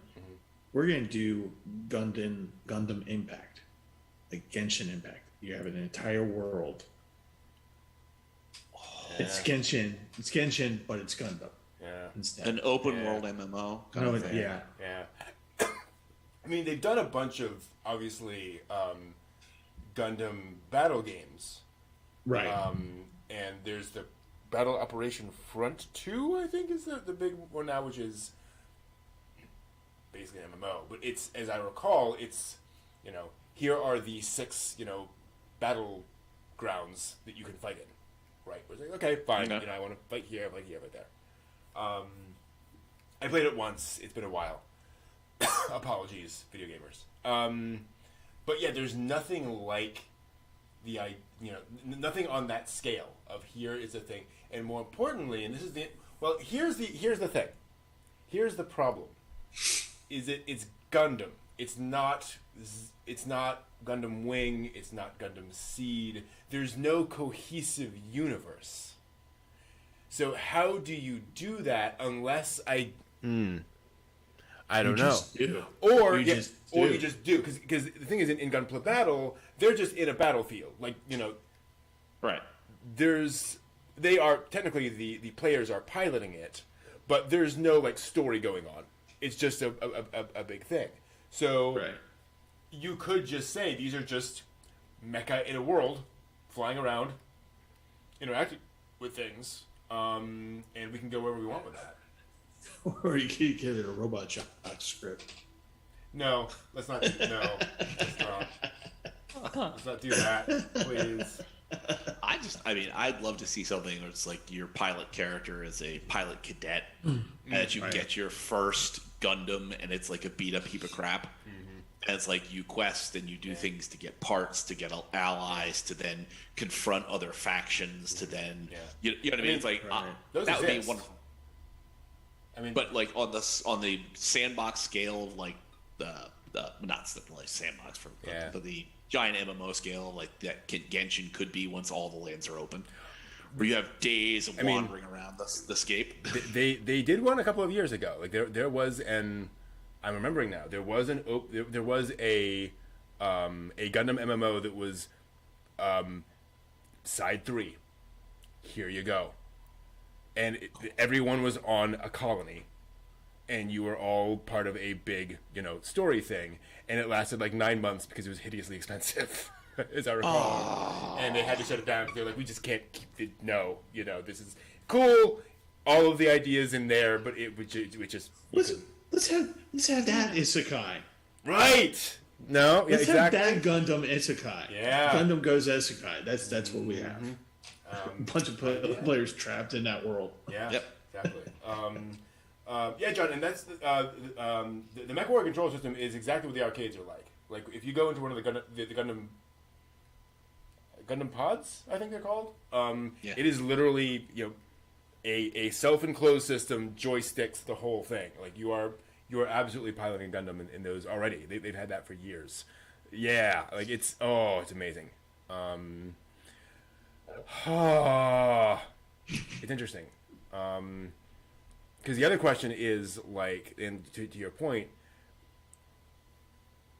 what they're setting this up is as an event space. You go to this place to have your Gundam battles. You don't go back to your home and have your PC set up and so forth. Right. So the question is are they going after that model where this is just a special one-off thing or special individual locations, or could they go in the direction of this is a game that you play for 3 hours a day at home? I don't know. Yeah. Or it could be what was it? Was it the robot? Robot Wars. What was the contest where people made the robots? BattleBots. BattleBots, right? Oh God, yeah. Grant Imahara. Yeah. What if it was it was televised? So you would have the people come up, match up, and you do the thing, and then it's Oh, you're absolutely right. Esports are huge. That totally makes sense.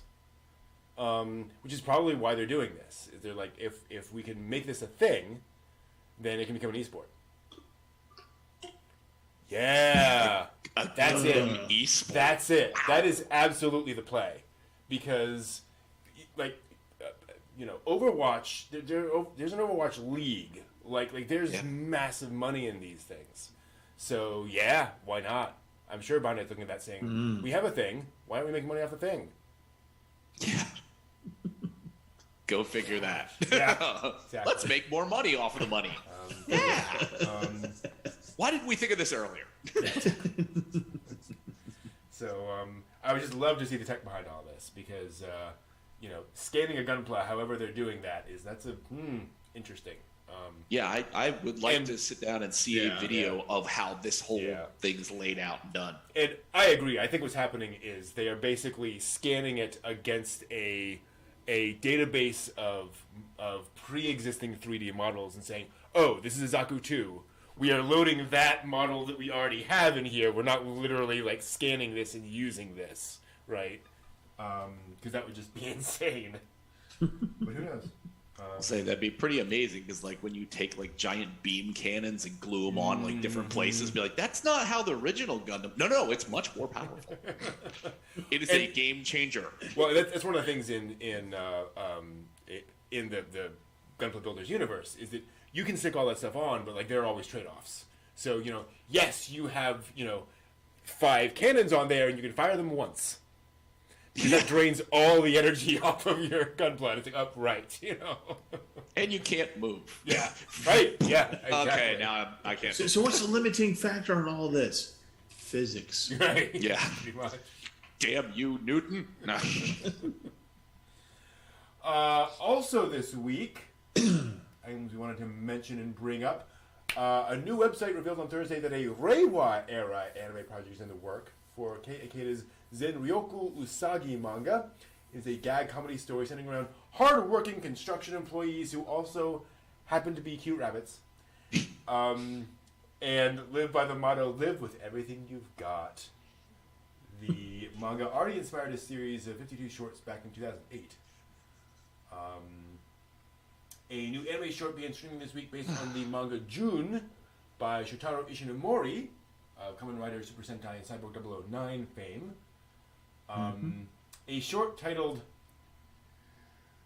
A City That Changes, A City That Can Change Ishinomaki featuring June contains no dialogue, just like the original manga, and mixes the autobiographical story of the original manga with scenes of the city of Ishinomaki rebuilding after the devastation of the 2011 Tohoku earthquake. Yeah, Ishinomaki is Ishinomori's hometown and also holds a museum dedicated to his works. So that's a lot. Yeah. Right there. Huh. It is. Cool, but a lot going on right there. Also a lot is Jujutsu Kaisen, one of the popular anime in recent times, with its movie still heading the box office charts in Japan as we speak. And this week, fans have more to look forward to as Season 2 has been announced for 2023. Special illustration drawn as usual. The adorable Cheese Sweet Home manga is getting a new chapter in the next issue of Morning Magazine. It officially ended back in 2015. And beloved manga series often have tributes and celebrations, but it's not every day one inspires a whole building. Tokyo's Katsushika Ward announced on Monday that it is planned to build a memorial hall for Osamu Akamoto's Kochikame manga in the ward's Kamiari neighborhood, where the manga is set. Kochikame is a legendary police comedy in Shonen Jump. This is the one where they don't list the issue number because at one point they lost track. It's been going for so long, they're not sure anymore. The local government has set aside 89 million yen, or around $770,000 US, and hopes to finish the fall in 2024. The project has consulted with Akamoto himself and aims for the hall to, quote, feel like stepping into the manga's world, end quote. Interesting. Dang. Ghibli Museum, Kochikame building, animes invading the real world. Step by step. Neo Tokyo, Yeah, exactly. You need to bring back Anne of Green Gables. Absolutely. That park. Yes! Bring back Canada World. Canada World. Yeah. Which you could do, actually. Yeah. It's a public park now, so I don't know if you could revert that. Like, can you turn that back into an actual, enterprise? I don't know. But it's still there. You can still visit it. So. That's all the news The for this legendary week. Canada World Memorial. Legendary Canada World Memorial. That's all the news for this week. Thanks for watching. We will see you all next week.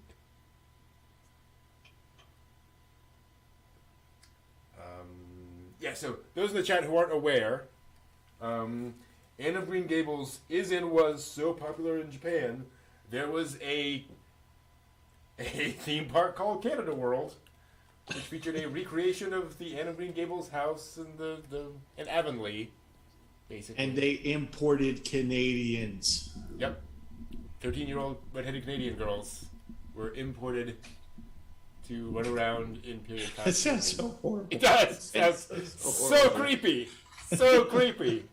And the hordes of vicious moose everywhere. Run! A moose once bit my sister. Moose bites can be pretty nasty. I love those jokes because either you get them or you don't. You either know that's referencing or you have no clue. I think it took like the second time through watching it to notice that they were there and be like, wait a minute, Yeah. this little subtitle things are changing. What the hell is this? The hot hands of an Oslo dentist. What the hell's that? We apologize. The people responsible for the previous sacking have been sacked. The 350-second llama division. Like,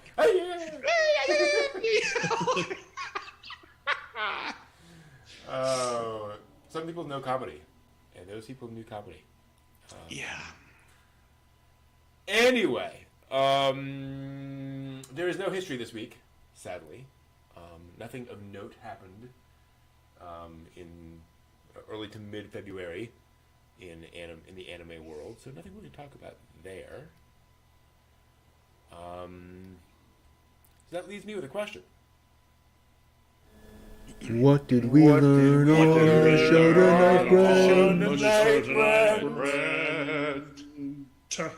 I can't wait to see how people react to that because I have not only our recording playing, but also the live audio of us doing that. So that's going to be something. And yes, you can visit Canada World, Captain Laser Eyes. It got made into a public park, basically. So it's no longer an amusement park, but the Avonlea still stands in Hokkaido, Japan. Bucket list, definitely. In the hearts and minds of the locals. Stands. I learned this week that anything I imagine that is cool in anime may actually come to exist in real life. Yeah. No. Jesus. John put Jesus on the post. There's nothing unreasonable anymore. It's all gonna happen. It will all be there. Pris and the Replicants are gonna be playing a band down in a bar somewhere. We're gonna have hard suits. We're gonna have all the things. It's all gonna happen. Apparently, It's going to be a Sharon Apple concert. Exactly. We will have jetpacks. Yeah.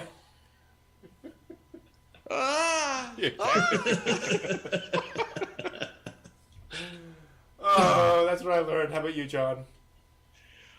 I learned that if you build it, they will come. Apparently, this is going to be the next thing. Even though Canada World has gone from the scene at the Ghibli Park, and we have now a manga-based building. Yeah.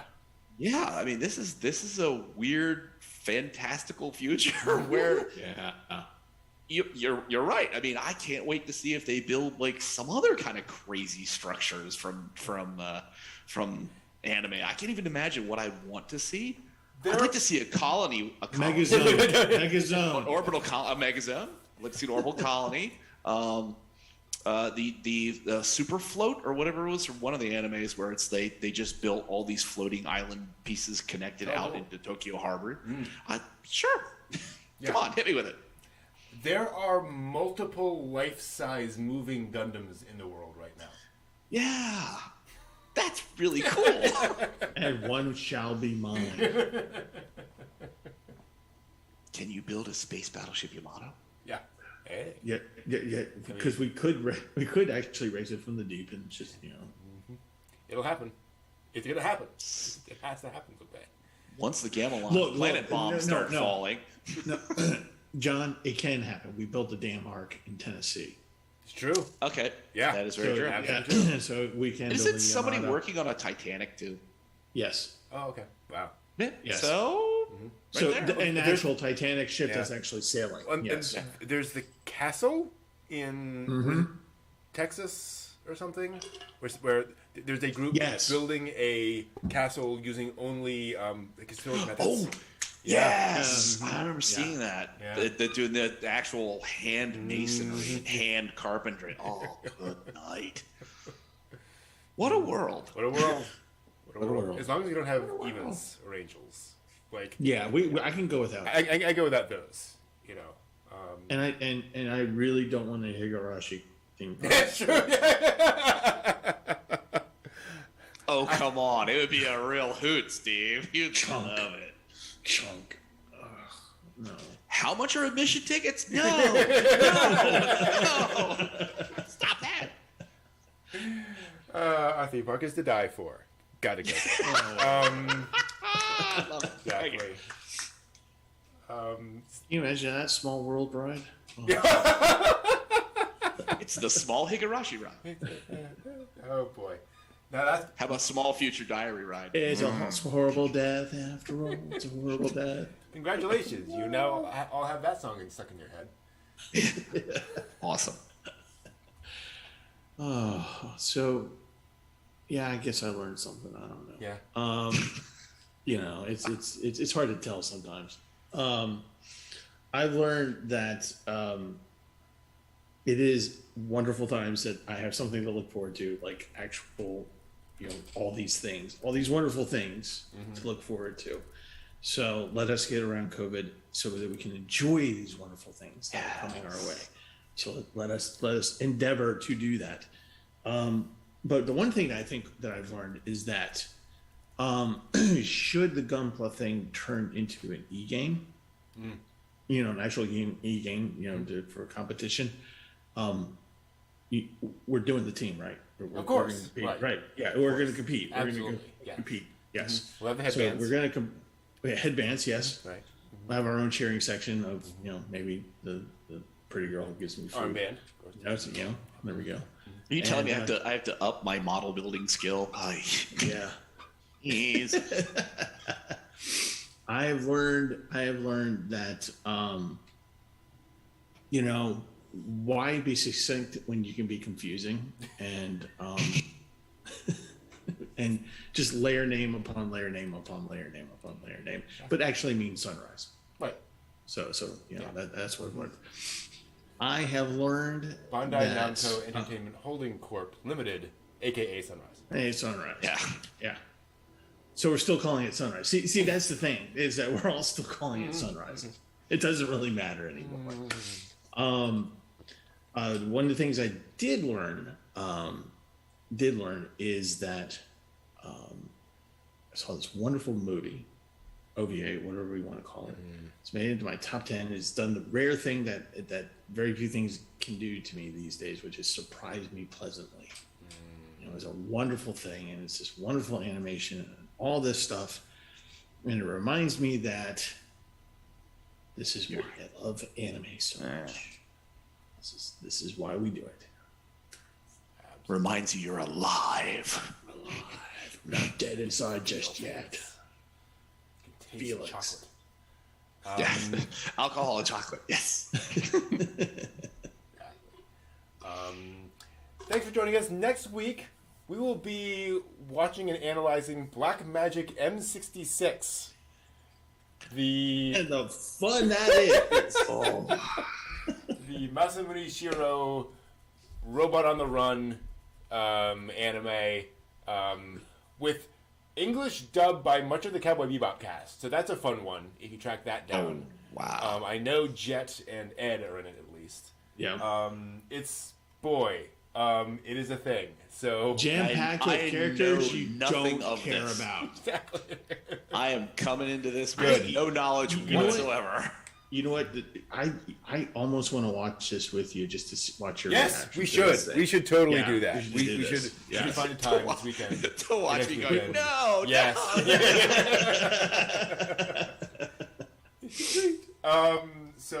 Yes, we will be talking about that next week. And OnCon is coming up March 5th.